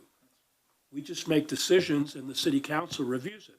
Now, where we're having a difference of opinion here is that it appears that the city attorney's view is that we can only, the city council is not going to be looking at, can only decide that very simple issue of, did we exceed our authority or do we act in a manner inappropriate or something like that, and isn't going to be taking any evidence contrary. If that's the case, I'm confused because I don't read the law the same way. Okay. Commissioner Fenster, if you have, you want to comment about this particular issue? Because I want to go to the city attorney, but I'll give you the floor here first. Yeah, I think our process is legislative and not judicial. And a legislative process may encompass a determination that is not appealable or only partially appealable or fully appealable, but it's legislative nonetheless. And I view what we do as legislative in nature. Okay, thanks. So, city attorney, please clear this up for us. I'll do my best, Mr. Chairman. So respectfully to Commissioners Fenster and Barnett, the city attorney's office opinion is that HPC does act as final decision maker in a quasi-judicial matter for three different circumstances. It's one, the denial of an appeal application for economic incentive under 25690, the determination of a certificate of appropriateness under 256130, and also the determination of certificate of hardship under 256160. For those three specific applications, the Historic Preservation Commission is the final decision-making body, meaning that if a certificate of appropriateness is granted, it never goes before City Council unless appealed. Similarly, if a certificate of appropriateness is denied, it never goes to City Council unless appealed. That's what makes it a decision-making body. For those three criteria, they're objective criteria that the Historic Preservation Commission is applying. It's not a subjective legislative standard, it's already determined by code. So the Historic Preservation Commission is deciding whether or not those criteria are met for those three applications. Compare that to designation of a landmark or district. There, it is a legislative action. Historic Preservation Commission is looking at criteria, making a recommendation to City Council. So those are not quasi-judicial, those are legislative actions. Thank you. Would it make sense if that is clarified for the planning commission, but is not expressly stated in this ordinance? Does it make sense to expressly state it in this ordinance since we're making these changes? We can consider it, looking at the Planning and Zoning Commission, the Land Development Code as a concerned Planning and Zoning Commission. We actually don't define in our code, when planning and zoning act in a quasi-judicial faction specifically. We just say they act in a quasi-judicial capacity when it is the decision maker on a development application, period. We don't define the development applications. So we could add a code section into 256 saying that Historic Preservation Commission acts in a quasi-judicial capacity when it is the decision maker on development on an application, period. And we would then add a legislative one saying that Historic Preservation acts as a recommending body for those legislative actions by the City Council requiring ordinance for approval is what Planning and Zoning Commission has. So we can include that if the Commission would like that clarification. Okay. Let's see, Commissioner Fenster. My concern with that interpretation is that it would affect the rights, and I should add obligations, before the City Council. In other words, if the determination by this commission were legislative in nature, the rights of an appellant afterward, and the powers of the city council would be different than if it were adjudicative. And I make that distinction based on my knowledge of the parallels in federal legislation and federal constitution, just as matters of principle. There is a difference, and the difference alights when you are on appeal before the city council. So my suggestion is that that subject be looked at again, because it could affect the rights and obligations of the parties when they go to the city council. And Commissioner Fenster, to your point, the Land Development Code, the appeal section of City Council is based on a DEC action, or a declaratory action in state court. So our Land Development Code under 1502-040K is actually directly following a declaratory action under Rule 106 for state court. So we're using the due process standards, which is why we're looking at quasi-judicial due process standards when we're looking at our appeal process from HPC to City Council when it's a final decision. So I think we've already addressed that point, but I understand your point, Commissioner. Thank you. Commissioner Barnett. Yes, I'm just asked you to take a look at, I lost it again, sorry. This machine works its own will. 15.02.30. Let me find the, sorry. Okay, hold on.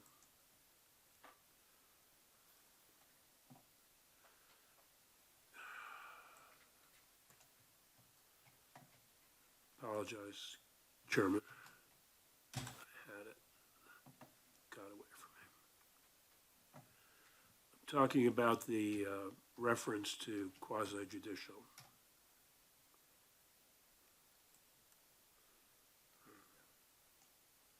Okay, so it's 15.02.030, review bodies, and it's B and C, mainly B and C. And in B, it says the Planning and Zoning Commission, decision-making, parenthesis, quasi-judicial, close parenthesis. The P and Z, meaning Planning and Zoning Commission, acts in a, and it refers to its original, where it originates, chapter 2.32, acts in a quasi-judicial capacity when it is the decision maker on a development application. The Planning and Zoning Commission determines whether the application meets the requirement, and like a court, bases its decision on the evidence that is contained in the record of the public hearing. And then review actions, and then it talks about when it acts as a legislative body, and then appeal actions when it performs appeals based on a quasi-judicial capacity. And then it has all kinds, it has another whole other paragraph I don't need to read here. My point is it's extremely detailed as to when it's acting in a legislative or quasi-judicial capacity. And I don't think I'm not sure we need all that. We might need all of it, but I think we definitely need to have an agenda item to discuss all of that. I don't think we should do this on the fly.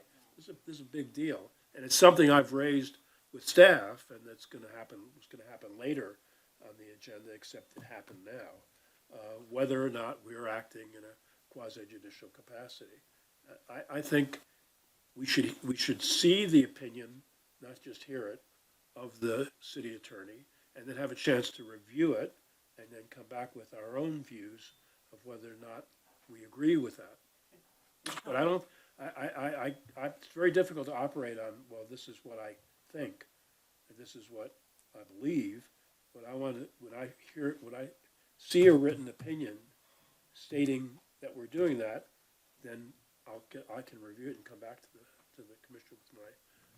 But I don't think we should make a quick on the fly change, other than I still don't think we should subject ourselves to all of this page after page of conditions and review conditions of 15.040K, which is what this requires here for all,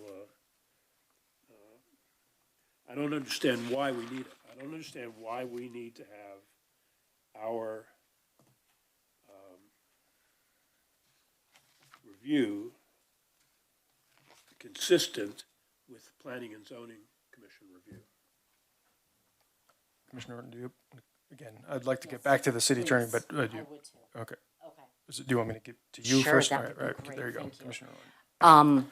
I believe that this discussion is outside the purview of our responsibilities as a Historic Preservation Commission. I think that what you have issues with are rules and procedures and codes that have been developed with the council, with other committees and commissions and boards, and with the lawyers. And essentially should be settled in terms of how we are moving forward. If you have concerns of how city council and the lawyers have written code outside of the Historic Preservation Commission bylaws, I suggest you take those up at city council meetings and that we focus on the business of this commission in this meeting.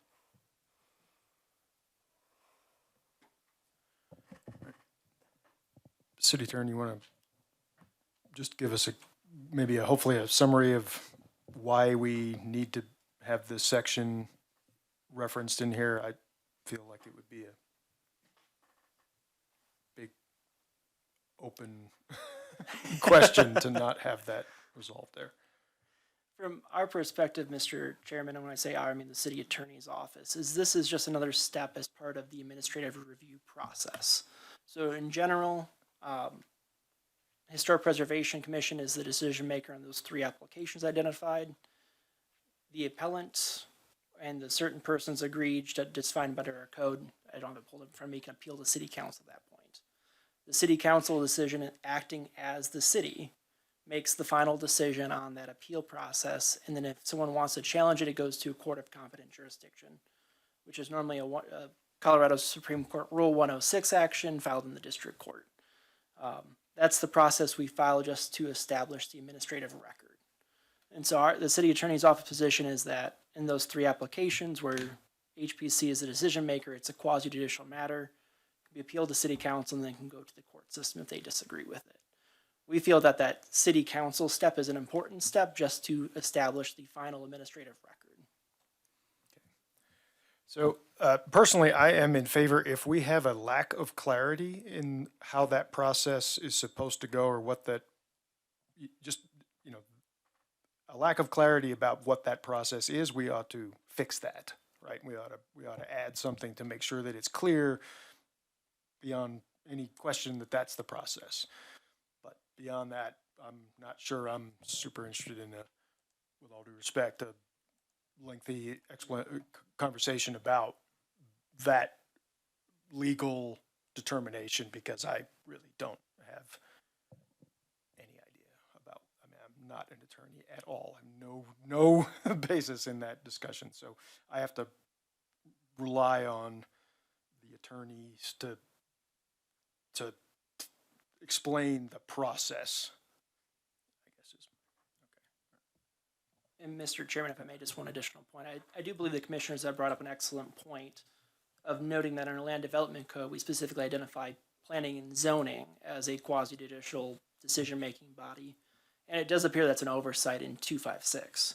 So I think that might be an excellent addition, is just to specifically adopt the same language you use in the land development code. So we'd identify HPC as a decision-maker body, acts in a quasi-judicial fashion. And I will work with planning staff to come up with an addition just to reflect that. Okay, thank you. Commissioner Barnett? Commissioner Norton, just to respond to what you were saying, we are, and I am anticipating, and in conversations with staff, that we're going to be asked to vote on a change in our procedures. not that the city council will vote on it, but that we're gonna be asked to limit who can speak at public meetings if those people are in the public invited to be heard section, and that we're gonna be asked to limit that if that subject is a subject that could be part of a public hearing. Now, that decision's already been reached by the Planning and Zoning Commission to limit people, and the city council have both set limits or in the public waiting to be invited to be heard section. I don't support that, and I don't, and I've had communications with the staff about it, and that's where this whole issue comes up of well, are we quasi judicial or not? And so if we are, then anything that could be part of a public hearing going forward, we're not going to be able to listen to public comments during the public invited to be heard section, because that would be an ex parte communication. Now, I was one of the reasons I was invited to be on this board, I assume, on this commission, is not because I'm a lawyer, but because I spent 45 years writing laws and working with legislatures and dealing with these issues of ex parte communication. And my job as a deputy commissioner of the State Board of Insurance of Texas, we deal with these issues all the time. And this commission is the one who is responsible for determining what its rules are going to be for operation, and then the council approves those, but the council is not going to tell us, well, I mean, they could, but in the past, they haven't said, well, this is how you should operate them, this is how you should hear this, and this is how you do that. They want us to make those recommendations. So I think I guess I would say it's totally within our power, in my opinion, to have these discussions, and this is the time to do it while this stuff is on the table. Okay, let's see, Commissioner Norton, and then if I'd like to get back to the code here. after Love this. to get back to the code. Yeah. Okay. Let's focus on what is on our agenda that could be brought up under a different agenda item. And I would prefer for us not to wring our hands and get into lengthy discussions about what we might be asked to do and wait until city council or staff actually does ask us to change our policies. Otherwise, this is a lengthy conversation that is useless to getting the business before us done.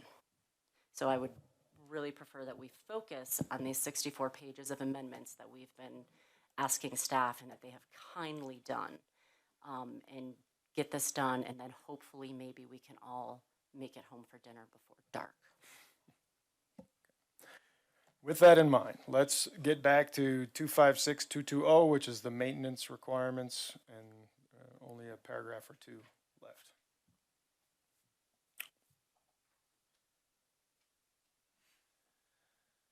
Okay, this is the new section that was originally termed as demolition by neglect. Jeremy, I think, created some much better language, which was negligent deterioration. And I think that was primarily the change in this new section 2.56, 2.20. I can read through that if you'd like, or if anybody has any issues with what we've got here. Yeah, I think it's fine if does anybody have a question or comment, clarification on this particular aspect? No? Okay. Again, this is probably another big piece of what we're trying to accomplish here. So it seems like that's okay, and then we go to enforcement and penalty. Yeah, and maybe I'll turn it over to Jeremy because he certainly understands this section more than I. But this is where that one paragraph ended up. And so, Commissioner, apologies for not speaking on the microphone. Commissioners, we proposed changing it from a punishable offense under Chapter 1.12, which is our general offense section, to administrative civil penalty under chapter 2.56. And the main reason for that is for a 1.12 general offense action, we'd have to request that our city prosecutor go to municipal court and go through the court system to actually impose a fine against the homeowner violating the code section. Versus administrative civil penalty, we already use that procedure for nuisances within the city, certain other construction code violations, along with the land development code. And what that is, it's a notice of violation issued by our code enforcement officer or the planning director, which can then be appealed and handled informally within the city without involving the court system. There's still a court option at the very end, but as opposed to 1.12 where we go straight to court, under 2.56 we can handle it administratively and informally within the city before the homeowner who received a notice of violation goes to the court system. It's just a change we're making to a couple different sections, proposing to make to a couple different sections to make it a little less onerous on the homeowner who might receive a violation. And I know there was some discussion about financial penalties. I noticed those were not here. And I'm just curious if did we have something in there that we took out or we just never added it in? We had that whole matrix from other communities that had various fines of $50 to $5,000. It was sort of all over the map, but that didn't show up here.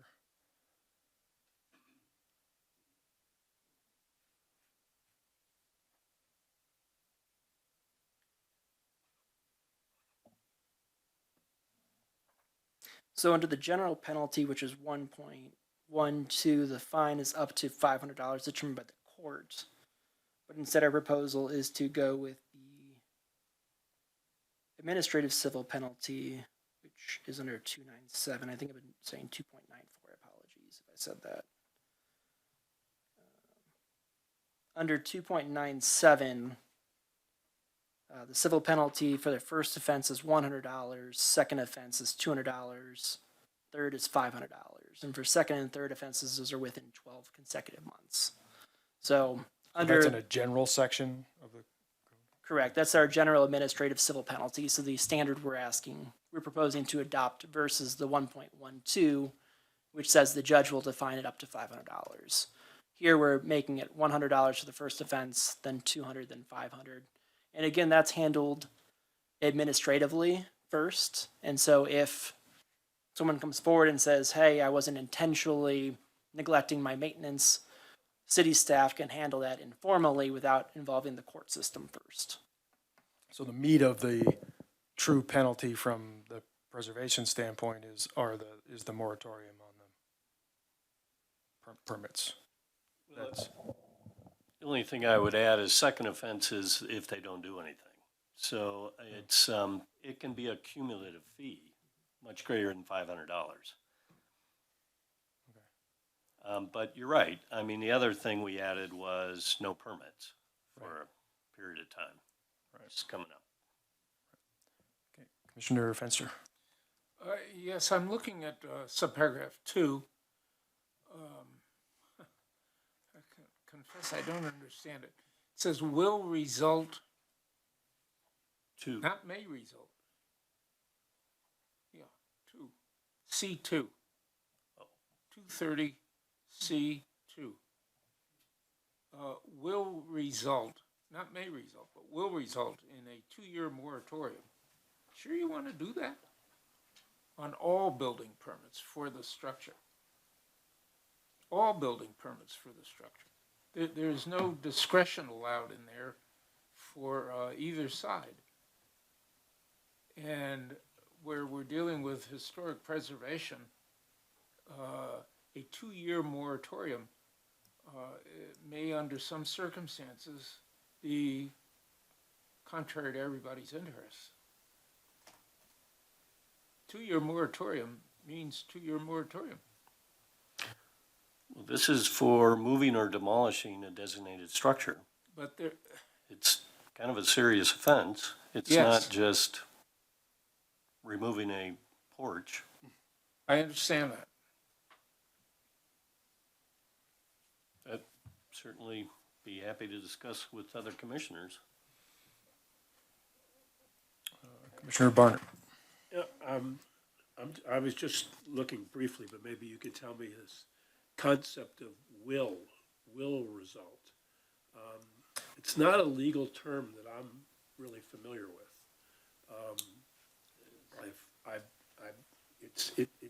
It appears that it's a mandated result here.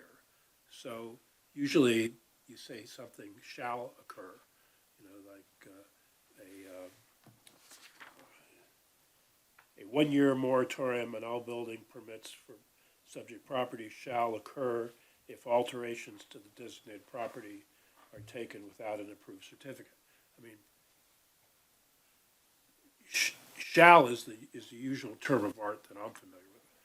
Will result in is kind of, I've never seen it in law. Maybe I didn't know if, what I didn't know is, does it appear anywhere else in the HPC code? I don't know the answer to that, and I don't have my search functions available right now. But I would rather see this as a declarative statement than whether or not it's something that we should do. That comes back to Commissioner Fenster's point. But I'm not comfortable with either one of those paragraphs, the way they're stated. I'm not expressing an opinion on whether it's a good idea that it's mandated. I'm just saying it's not. I'd like to see it rewritten. Mr. Chairman, I believe to that point, kind of looking at our code generally speaking, we use will and shall interchangeably as common vernacular. At various points we use will furnish, will use, instead of shall use or shall furnish. I think it's just a matter of word choice at that point. Looking at our code section, common vernacular, will and shall are very similar words. This identical meaning in this case. From my perspective, I'd be more, again, I want to get to the meat of it before we worry about the detail. So this is, in the big picture, this is what we asked for, that there is some very clear, significant penalty for violations of this code. If somebody takes down a significant chunk of their historic property without an approved certificate, they will have a penalty. If somebody demolishes the property, they will. Number two, I believe our intention was if somebody demolished the building on a piece of ground, they were not able to pull a permit to do anything else on that particular now vacant piece of ground for 2 years, which is it's meant to be a heavy hammer to represent the cost of what was taken from that property. So I'm like to be sure that as a commission we're good with the actual penalties noted here. So Commissioner Jacoby. I'm a little concerned with the way housing prices are spiraling so fast that even this might appear as a slap on the wrist. I think they get a penalty. All right, it's $100 for a penalty, but they did tear their place down, but they get a $100 penalty because that was their first violation. They have to wait 2 years and they can build some mega mansion. One thought I had was here, and the other problem with that is, in the meantime, the neighborhood has to deal with a semi-destructed rubble in their neighborhood for 2 years because no one can build on it. So one thought is, instead of saying result in a 2-year moratorium on all building permits for the structure, I would say result in 2 year or more, maybe a longer moratorium on all building permits for the demolishing owner of this structure. Not only at this site, but other sites. For this owner, but not necessarily this structure if he sells it and someone decides to rebuild something appropriate sooner. Because otherwise the neighborhood is faced with just this demolished building sitting in their neighborhood. And I think the individual who owns it, who's demolishing it, knows perfectly well what they're doing. I would make it a bigger penalty for them, a longer term at all sites if they own other properties, because this might be somebody who's doing other developments too. So I would make it for the owner of the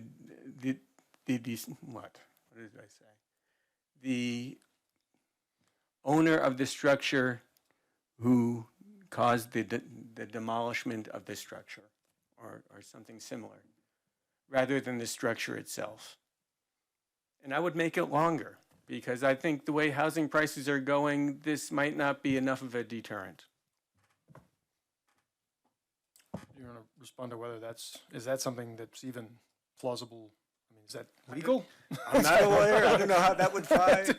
All right, You tell we don't me. know? Okay. Yeah, Did hear to what occurred somewhere else. that would, Mr. Chairman, that's definitely, that's certainly an interesting idea that I think would require additional research to make sure it's constitutionally allowed. Okay. Let's see, Commissioner Fenster. Yes. The last phrase, paragraph number 2, it says for the structure and for the property. Do you really need structure there? Could you strike out the term structure for the property? And I assume this applies to the, at the time, owner. And what if the property is sold? Is the 2-year moratorium apply if the property is sold? It applies to the property. And I think that's what was concerning about what Commissioner Jacoby was saying. I think we don't want to reward somebody who has torn down a house, sells it, and that new owner can pull a permit. That's why we intended it to be that property. But aren't there some circumstances where new ownership would be beneficial to the city because the new owner would seek a permit to restore or to do something that is appropriate to the neighborhood? Why limit the property as distinct from the owner?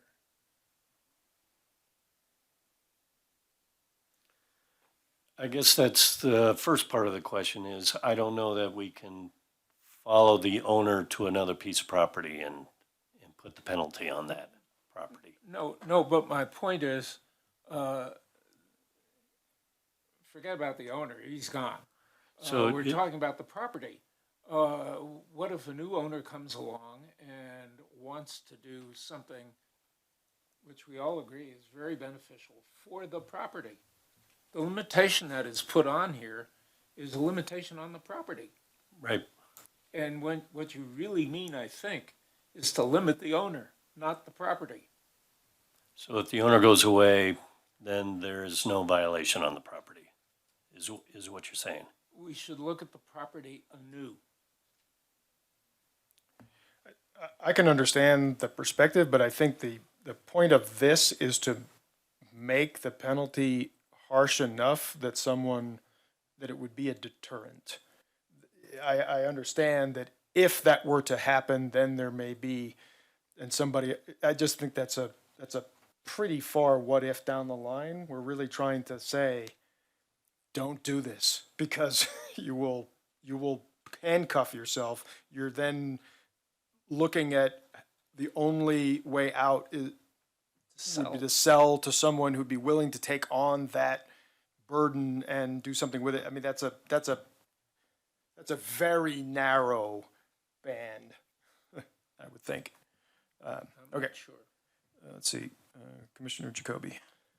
Just thinking about unintended consequences. What if a builder and his brother decided, hey, let's take this place out. The one guy gets his $100 penalty. He says, okay, and he sells it to his brother for a nice tidy sum. It's a new owner. He decides to build. Maybe, I can see problems with limiting it to the builder. But I also see problems with leaving a property demolished and penalizing a neighborhood. I would question if we could increase the monetary fees in this instance more to make it more of a penalty, a deterrent, in addition to the 2 years. I mean, I think there has to be I think the 2 years does have a financial consequence that will be a significant deterrent. I would think given the way real estate's going now, I'm not sure that's enough. So I would think about making the monetary penalty higher if possible. Commissioner Sibley. Yeah, I feel like we've kind of bypassed what I was going to comment on, but somebody had asked about the permits for the structure, whether that was needed along with the property permits. And I just wanted to point out that you don't have to tear down the whole building to need a new permit. So if you just tore off the back third, that could conceivably be empty or whatever. So anyways, that was the only point I wanted to make, not to discredit any of the others, so. Okay, so this is our last piece.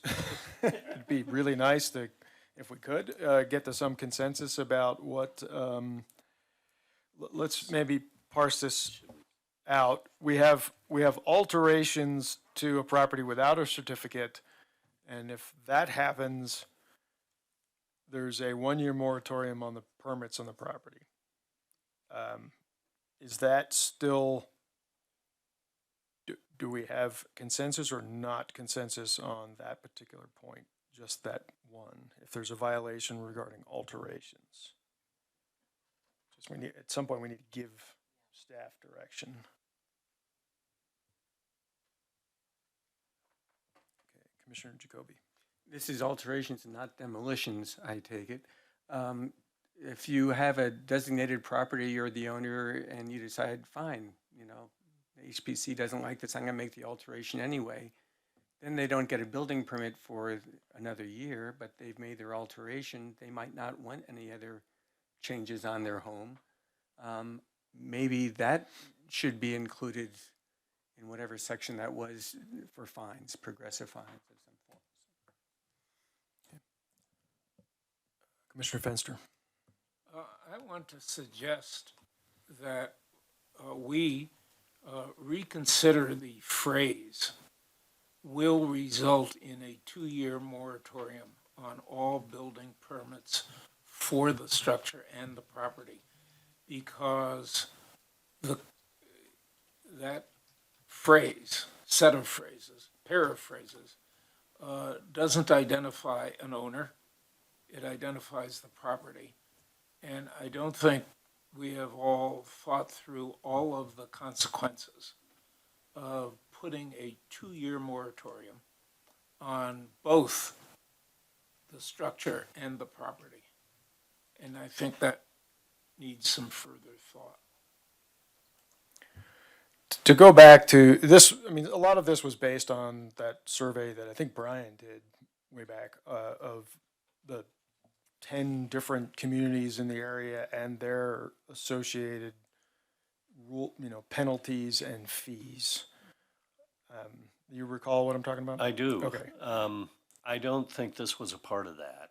Okay. I think this is actually language that came out of our first draft that included the historic preservation overlay that our hired attorneys Okay. put together. I can find that table and pull it up. No, it's fine. I was just trying to go back and see what other jurisdictions are, just to compare again to other jurisdictions, if we're generally consistent with other jurisdictions, maybe there's value in that. Correct, and this did come from other jurisdictions. It wasn't just created for Longmont. So very similar language in other codes. And I guess just to point out, we certainly want to get it right, but at the same time, we have essentially nothing in place now, which is sort of the point of trying to push this. So I'm not suggesting that we absolutely have to all agree today or it's over, but I do want to get to a point where we give staff direction and we move this thing forward. Okay, let's see. More? Commissioner Barnard. I'm trying to understand why staff put C where they did in the appeals section. The appeals section says when you can appeal and when you can't. Some decisions are final, others can be appealed. And then we go to a violation of 2.56. So what exactly, how does that finding It's- occur? It's not in the appeals section. It's in its own section. Okay. Appeals are 256-210. And my pages got confused. And this is 256-2, well, I don't know. It says 243, I think is what the intention is. So now we're it's talking not about, in the appeals. it's 2.6.243? Enforcement and penalties? Right, it's its own section. Okay, so it's no person shall violate violations. So first of all, you're not allowed to violate, period, right? You're not allowed to violate the section. I mean, that's. Right. I mean, it's a very strange sentence. No person shall violate this. I mean, I don't recall ever seeing that in any law, that a statement, no person shall violate any of the requirements of this chapter. I think that's, we say, these are the requirements in the chapter, and then we say, this is what happens if you violate them. But we don't make a statement, no person shall violate them. I think that's kind of I don't know, I don't even know where that falls within the concept of law.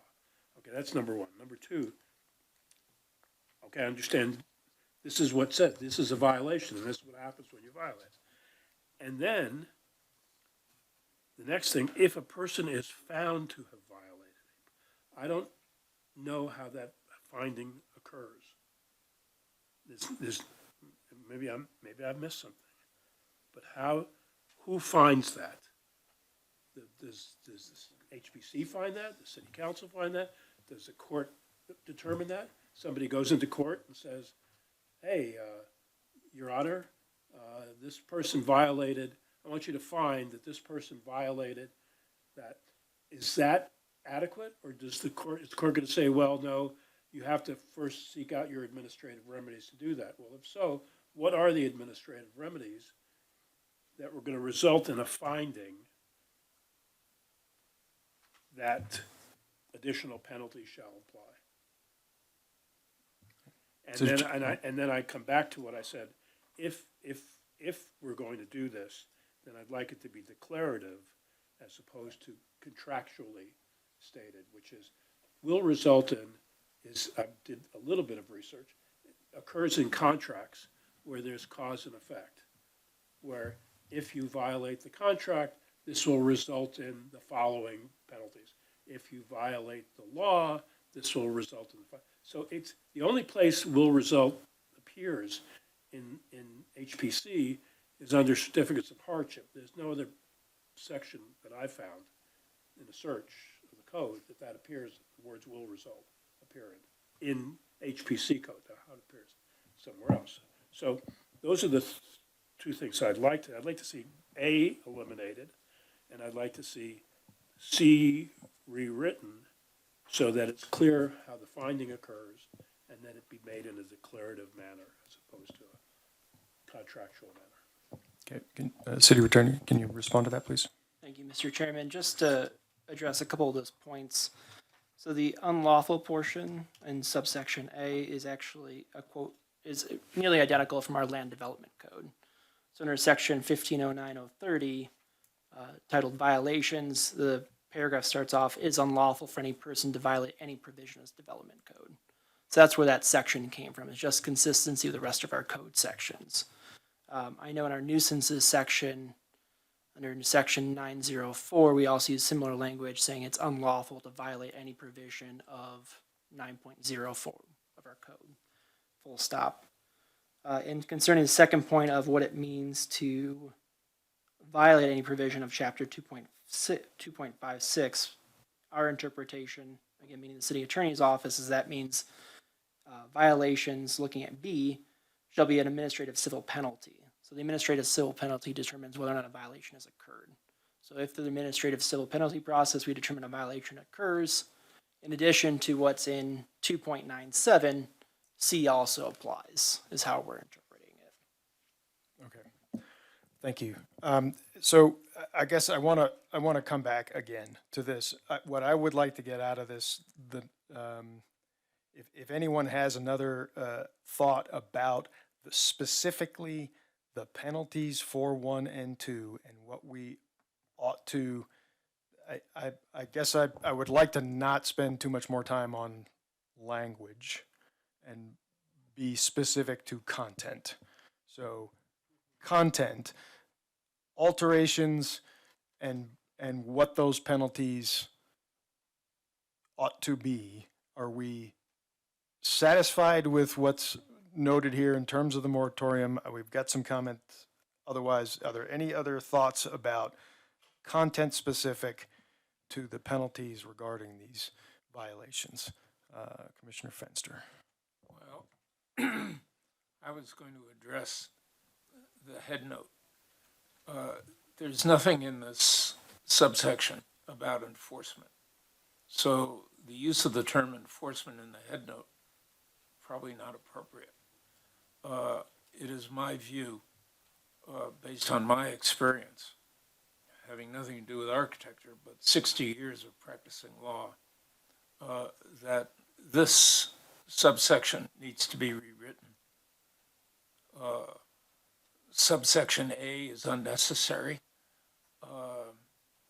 Subsection B needs to be rewritten. We've talked about the paragraphs 1 and 2 under subsection C. That needs to be rewritten. I'll stop there, but based on my experience, this final provision needs a rewrite. Commissioner Fenster. I'm sorry, Commissioner Barnett. Left instead I'm of playing right. tennis. Left instead of right. Feel like I'm a tennis Commissioner judge at the left. moment. On specifically with respect to your request. Thank you. So for substance, I want to follow on to something that Commissioner Fenster said. And that is whether or not we're putting an undue burden on the real estate as opposed to the person. For instance, somebody goes in and violates, does something bad. We won't get into what he does. Whatever it does, it falls under the subsection C. And he says, okay, that's it. I'm moving to Johnstown. And I'm selling the property to Doug Barnard. Okay? Now, Doug Barnard hasn't done anything bad. He's now got a property. Why should the new person have the burden of the bad deed caused by the previous owner? I don't see first of all, I don't think that's due process. Property encumbrance. And, It's property encumbrance. If there's a lien on a property, it has to be dealt with. It's similar to. but here there's not a lien on the property, that somebody did something and that they did it wrong. And so they just walk away from the property. And now the property is still encumbered by an action, any provision of 256. Not any, but any of these, all these provisions, deliberate or negligent deterioration. And so he says, okay, I give up. I can't comply. And he walks away. Yep. Now, meanwhile, he's walking away, and the person who buys the property has it with this provision on it, which I think is onerous. So now, I'm not saying that the city couldn't enact something which says specifically this, and then it would be a specific penalty that the property carries with it, like a lien. But I don't think the city should do that. And that's what we're being asked. And that's what you asked, substantively. What did I think of this? So I'm making a substantive comment. Thank you. Commissioner Jacoby. I think your point's well taken, Doug, but I do see problems again with the Jones Construction Company, Bob and Lou, and they've got the system figured out. Bob buys a property, they plan to work on it, they tear it down. Oh, he can't build on it. He sells it to Lou, and then the Jones Construction Company completes what they wanted to do.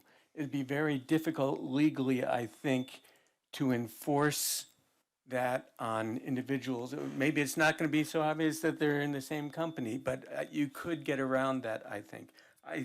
I agree that we don't want to leave the property, destroyed or, an eyesore for a long period of time. That's hurting lots of people. In addition to the property owner, I do think that the fine should be stiffer somehow. And I'm not sure what that is. Okay, Commissioner Norton. Thank you. So bouncing around other areas of the Longmont Municipal Code, these penalties, as light as they are, do seem to be in line with other areas. I mean, to, our staff's point, the $500 and some of these other things are drawn from other portions of the municipal code. But one thing I'm seeing that might give us more flexibility on a case-by-case basis is that in a lot of these other sections, I am seeing the city attorney may also seek an appropriate remedy for damages, or, language that the city attorney can take it further than just the administrative action. And so maybe adding that kind of language would allow us, if there's something egregious, would allow the city to do additional penalties for people who are just so outside.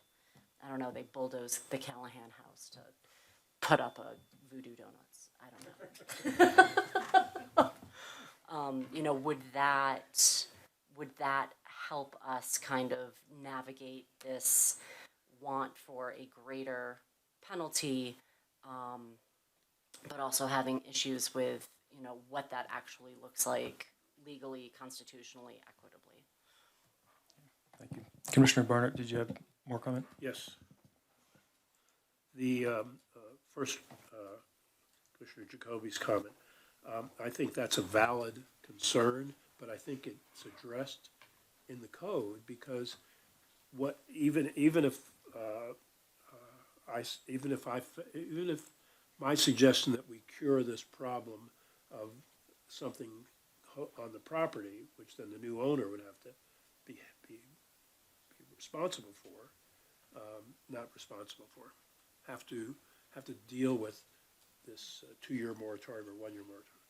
Even if we did that and the new owner came in, he doesn't automatically get to start doing anything. He still has to apply to us for permission to do these things. And if we are, if we think that first of all, if we think that he's doing it in a proper way, we'll approve it.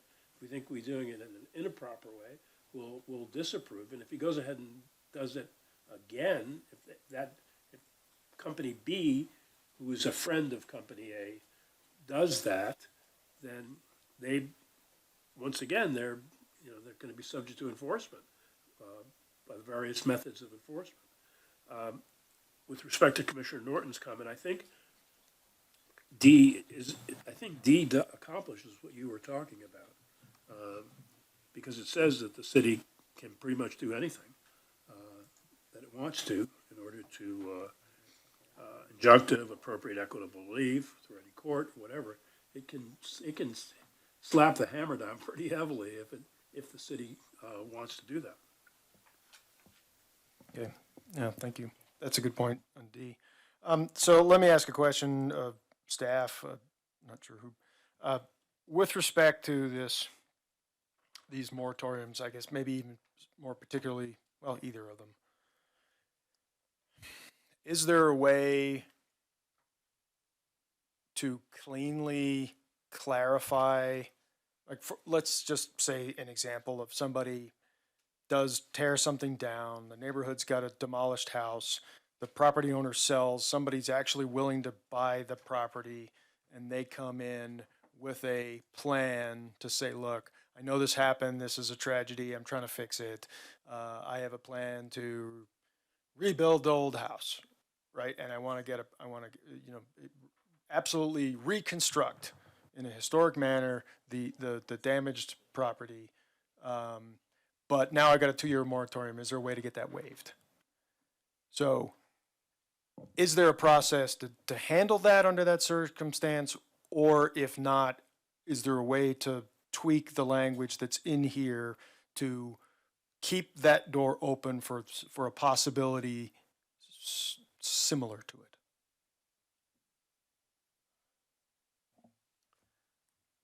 Well, Jeremy and I were talking, I don't know if you want an appeal process in here, and who would that be to? So who would they come tell their story to that would waive it or reduce it? To me, it would have to be here. Like it would have to be something like that. Like somebody took over the property and said, this is a tragedy, we're going to rebuild this, or we're going to do something that's historically appropriate in its place, and we think that's a viable fix given I'm not convinced that I like it. I'm just Yep. suggesting it to have the conversation to see if it's even plausible. And only for the moratorium Right. question. Right. What do you think, Jeremy? So, Mr. Chairman, I'm thinking of something like the moratoriums under subsection C may be reviewed by the Historic Preservation Commission, full stop. And then we'll have to create a process for reviewing that, but is that what you're kind of imagining? Just if it's true that based on the way this reads now, that it would be just absolute with no real appeal. And we can envision a scenario where that may be harmful to neighborhoods, to subsequent property owners, not really getting us. I mean, the intent here is to to discourage it, but were it to happen, is there a way we ensure that we're not handcuffing ourselves, the neighborhood, and so on? So yes, if there's an appeal process to the commission,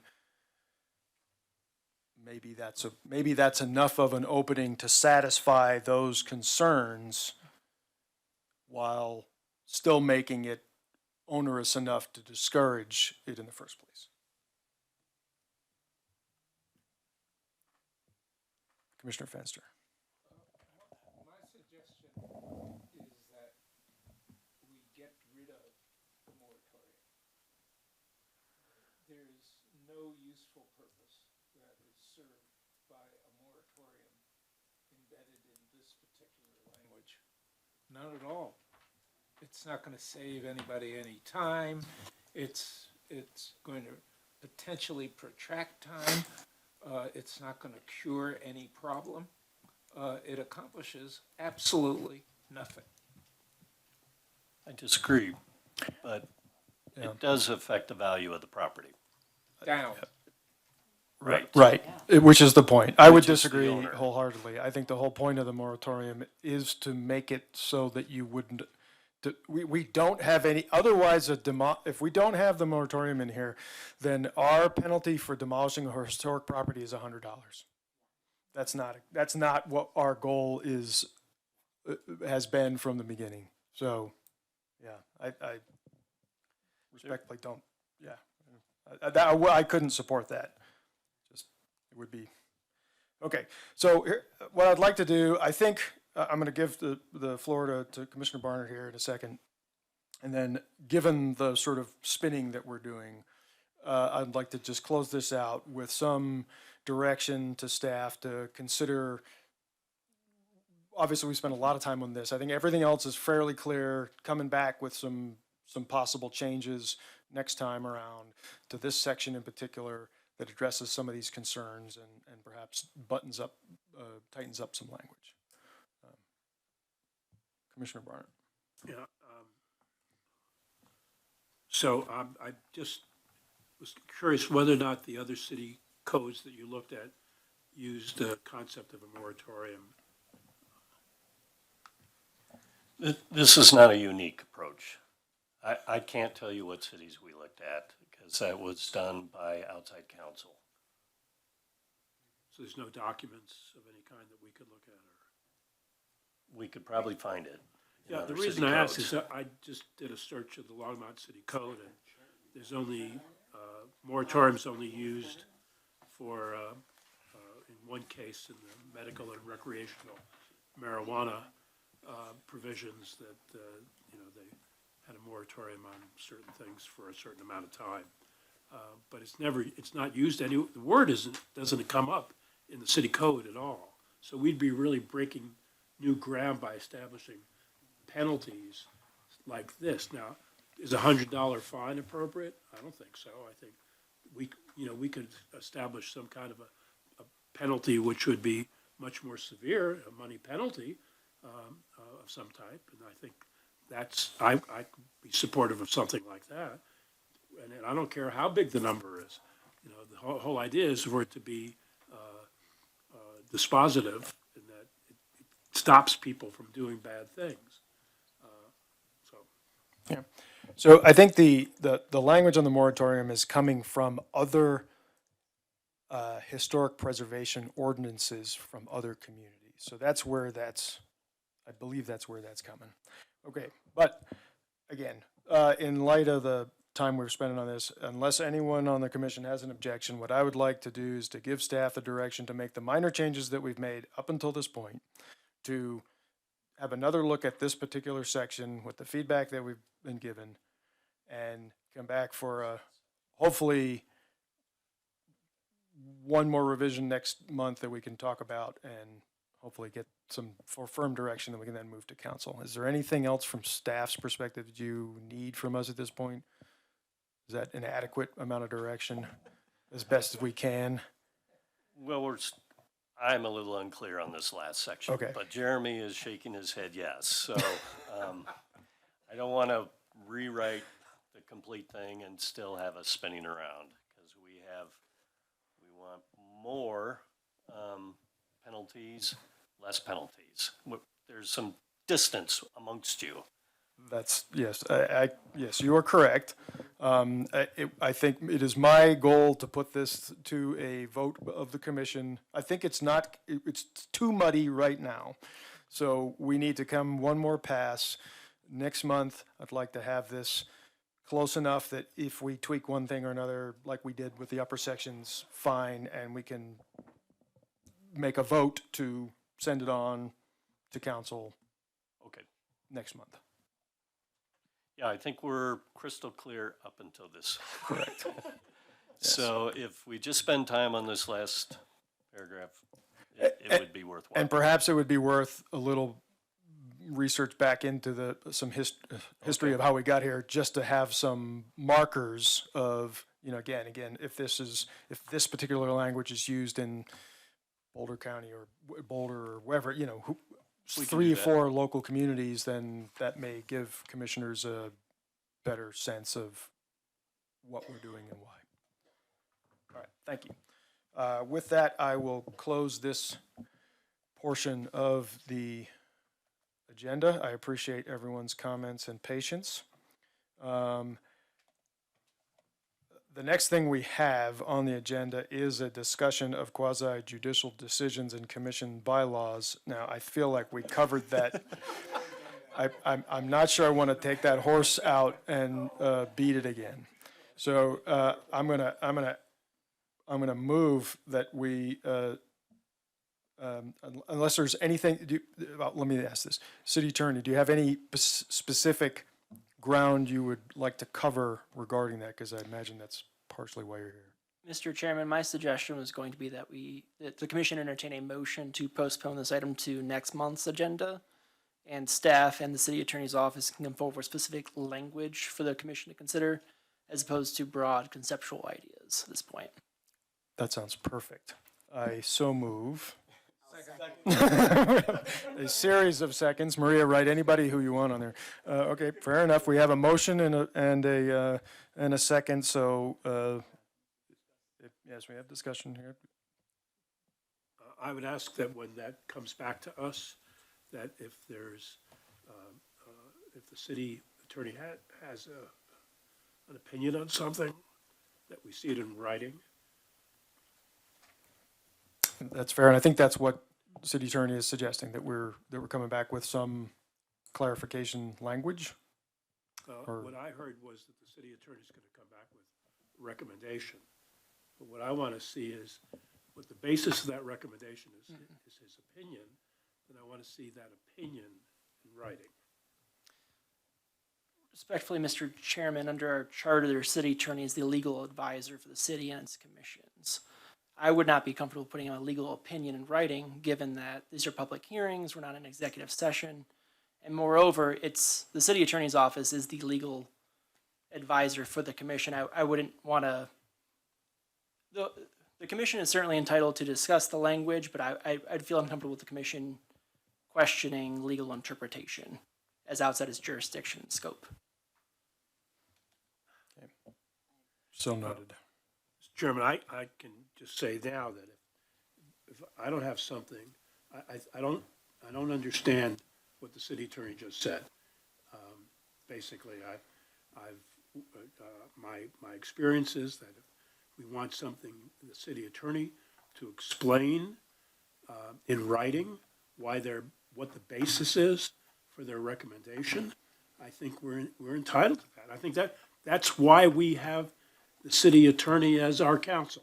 If the city attorney can't give us in writing what the basis is for a recommendation, then I think we should, then that's contrary. And then we come back to it, we've talked about it in previous meetings. Should we have our own counsel, or can we use the city council? I've always been of the opinion that the city attorney can act as our counsel. And if the city attorney can act as our counsel, we're entitled to a written opinion on the basis for the recommendations that they're making to changes in the code. Mr. Chairman, if I could be recognized just for one more moment. To clarify my statement, certainly we'll prepare a communication to the commission explaining why we're proposing these changes. However, I'm not going to be, the city attorney's office will be giving legal opinion concerning due process violations, First Amendment protections. We're not going to have a discussion about what it means to have due process and First Amendment protections. So we'll provide an opinion saying that we believe this complies with the First Amendment, this ensures due process protections required by the Constitution. We're not going to get into that element, but we'll certainly explain why we think a change is appropriate. So if that addresses the concerns, then we'll ensure there's communication with our proposed language. Okay, thank you. I'm going to assume that that's going to be adequate, and we'll deal with it next month if somehow it is not. Okay. So we have a motion and a second to push the item 8B to next month's meeting with further information from the city attorney. All in favor, please say aye. Aye. Any opposed? No. All right, thank you. So we'll have that for next month as well. All right, we do not have any prior business, but we do have the minutes from the July 6th meeting that we need to approve. And I do want to get a vote on this tonight, given the timing. So are there any comments or corrections from commissioners? Let's see, Commissioner Barnard. Yes, I would like to know, my experience with meetings and minutes is if something is discovered to be incorrect, in fact, that was not known when the meeting occurred, but is known by the time the approval of the minutes are asked for, that the minutes are amended. And it's specifically stated that since that time, the following information has been received or is known to have occurred or whatever. I'm specifically referring to Commissioner Jacoby's comments that he's discovered something that he didn't know or thought was not the case when the minute went during the meeting. So I would hope that we could amend the minutes to, well, I guess the first thing you need is, I would move that we approve the minutes and ask for a second, and then ask to speak on it. Because we need a motion on the floor before we can amend it, so.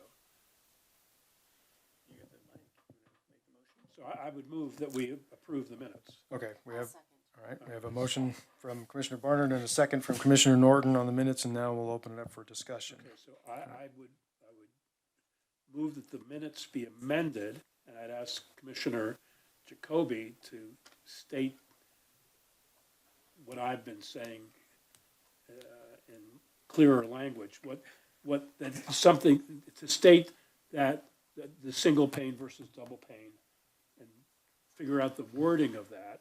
I don't know if we have to figure out all the wording of it right now. We could work with Marie on that going forward, but at least get the idea into the minutes. Okay, I'll give you the floor in a second here, but I'd like to ask just a question. Are we 100% sure that I think your sentence is referring to, or your comments referring to the public hearing and the testimony given by Mr. Kyle Schultz, and the first sentence of that says that Kyle lives across the street and they have an equally old home with double pane windows. Are we sure that that's what he said? I am sure. Okay, It was all in right. the transcript. It was in the transcript. Okay, thank Yeah. you. All right, thank you. I just wanted to double check that before we spend any time talking about it. All right, Commissioner Jacoby.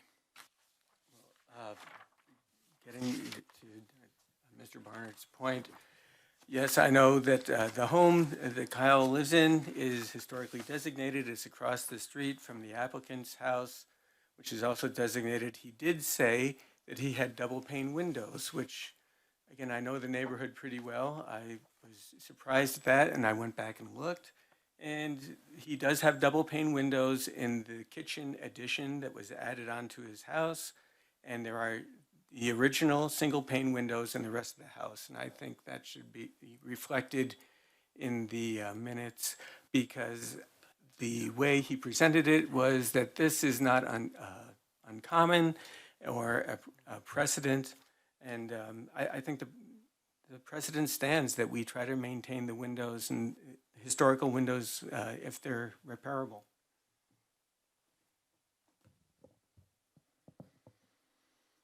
Okay, so we have a request to amend that portion of the minutes to note that there is a discrepancy between I don't even know if this is really something we can do, but there's a discrepancy, a potential discrepancy between the public testimony and what the commission understands to be the fact. It's fair to make a note of that, I suppose, in the meeting. I don't know. I don't. This is great. So can we get some advice, please? I don't. I've never experienced a board seeking to amend their minutes. My understanding of the minutes is that is a reflection of what occurred at that meeting. If there's something's wrong in the minutes are what the minutes are. We can note that maybe the recording secretary made an error, but to supplement the minutes with additional facts that were discovered after the administrative record and the public hearing was closed, it caused me discomfort. I can't give any firm legal guidance apart from the fact that it caused me discomfort. The minutes are what the minutes are. Okay, thank you. And we have established that the recording secretary did, in fact, double check this and get this correct. So, Commissioner Norton. First of all, we have a motion that didn't include an amendment, so that needs to be voted on as point of order. But can we vote to accept these, and then can we make a recommendation to staff to take that additional information to council in the meeting? In whatever hearing that you all, in the packet that you are preparing for council for the appeal? Could we make that recommendation to get this new information into the record? Mr. Chairman, to Commissioner Norton's point, I believe that is the appropriate course of action, given that under the appeal process to City Council has the discretion to augment the record. So staff can propose an augmentation to the record to note Commissioner Jacoby's point. So I think that would be the appropriate course of action versus amending the minutes, and I appreciate the Commissioner's suggestion. Thank you. Then can we vote and then I'll make a motion to make a recommendation? I do have one more comment here, but Okay. yeah, that's my intent to get to. Thank you for that. That helps a lot. Commissioner Yeah, Barnett. just a question of, since the point of order was raised, I just want to, the motion to approve the minutes is made and was seconded. And then, at that point, any amendments can be considered. If amendments are proposed, then they're voted on first, and then if adopted, then the motion is voted, you ask for a vote as amended. So I think that's the right order that we're doing things in. I don't think there's a issue here with order.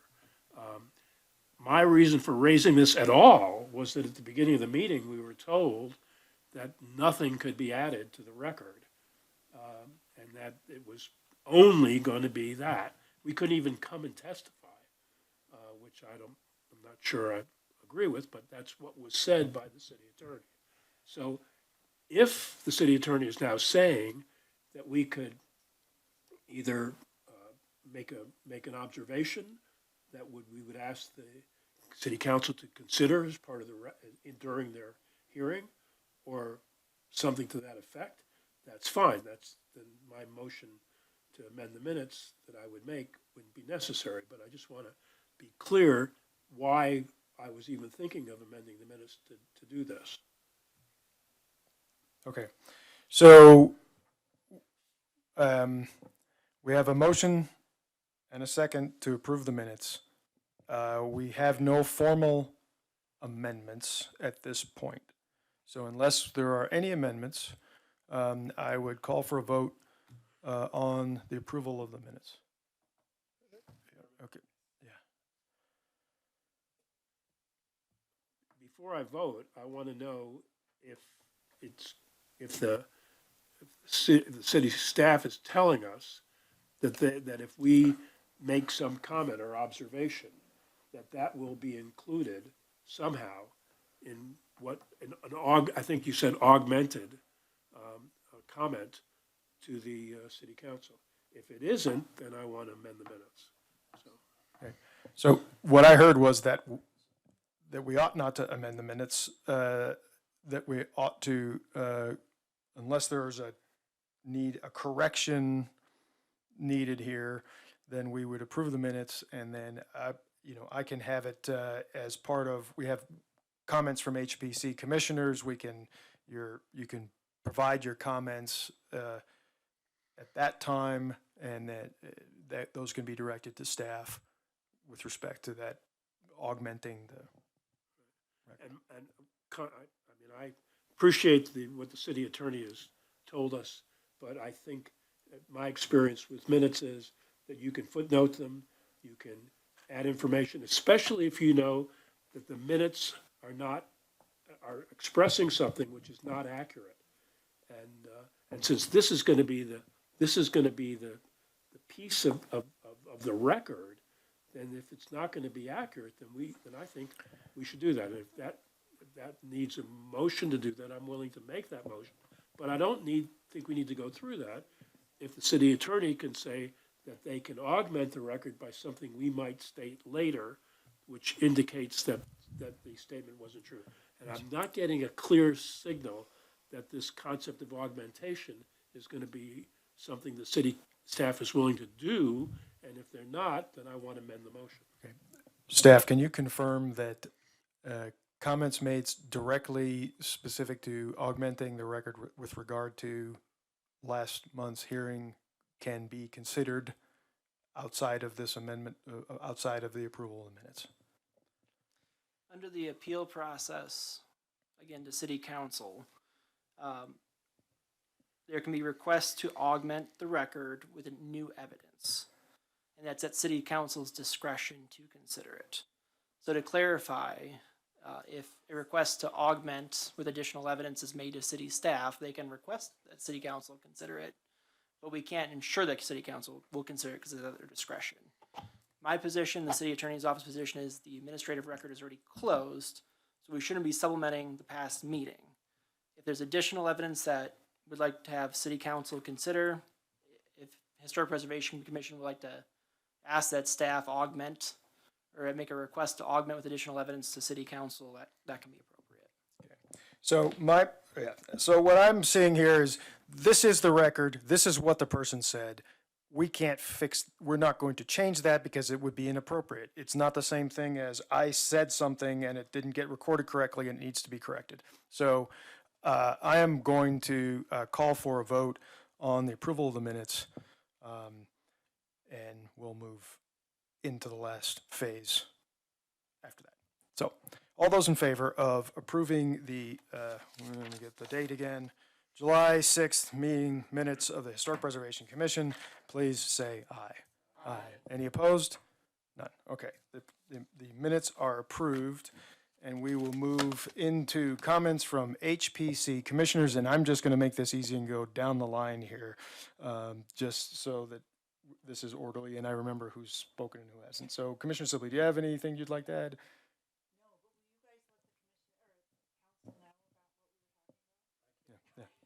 All right. Okay. Yeah, all right. So no, Commissioner Fenster, any further comments? No. Okay. Commissioner Norton. Sure. Okay, Whoop, sorry, wrong. that's There you fine. go.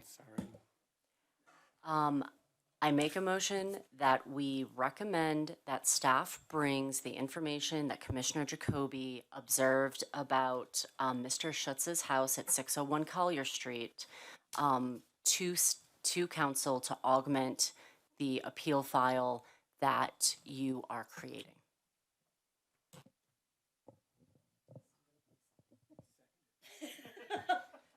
Thank you. Okay, I have a motion and a second. I don't want to say that all over again. All those in favor, please say aye. Any opposed? None. One opposed. Okay. Commissioner Fenster, opposed. You have direction. All right. Commissioner Jacoby, comments? Yes, I don't want to hold up everybody's dinner, but at the last meeting, I was going to make a motion. We didn't complete the motion. We were going to bring it forward to this meeting, and it's not on the agenda. So I would like to make a motion tonight, and we can hopefully have it second and have a brief discussion. If it's a long discussion, I'm happy to table it and bring it to the next meeting, but then it should be on the agenda. So I would like to make a motion that we recommend to modify the city code to allow the planning director to be able to waive the application fee for a conservation overlay for city-designated neighborhood groups. That's the motion. The background, again, since 1997, well, we can't have the discussion until we have a second, so. Okay, we have a motion and a second. This is probably out of order given the comments, but I'm just not, I'm over it. Okay, so we have a motion and a second to consider this. My comment would be, I'd like to actually have this on the agenda so that we can really actually talk about it and it can be published in the agenda, because this is a big enough thing to not just sort of sweep out the door at the last minute. That would be my personal preference. Any other comments?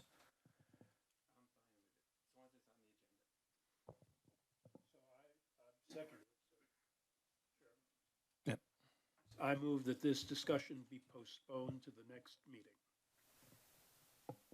Okay. Second. Okay, motion and a second. So we've got a motion and a second to actually get this on the agenda for next month's meeting and then have the discussion then. Any further discussion on that? Seeing none, I'll call for a vote. All those in favor? Aye. Any opposed?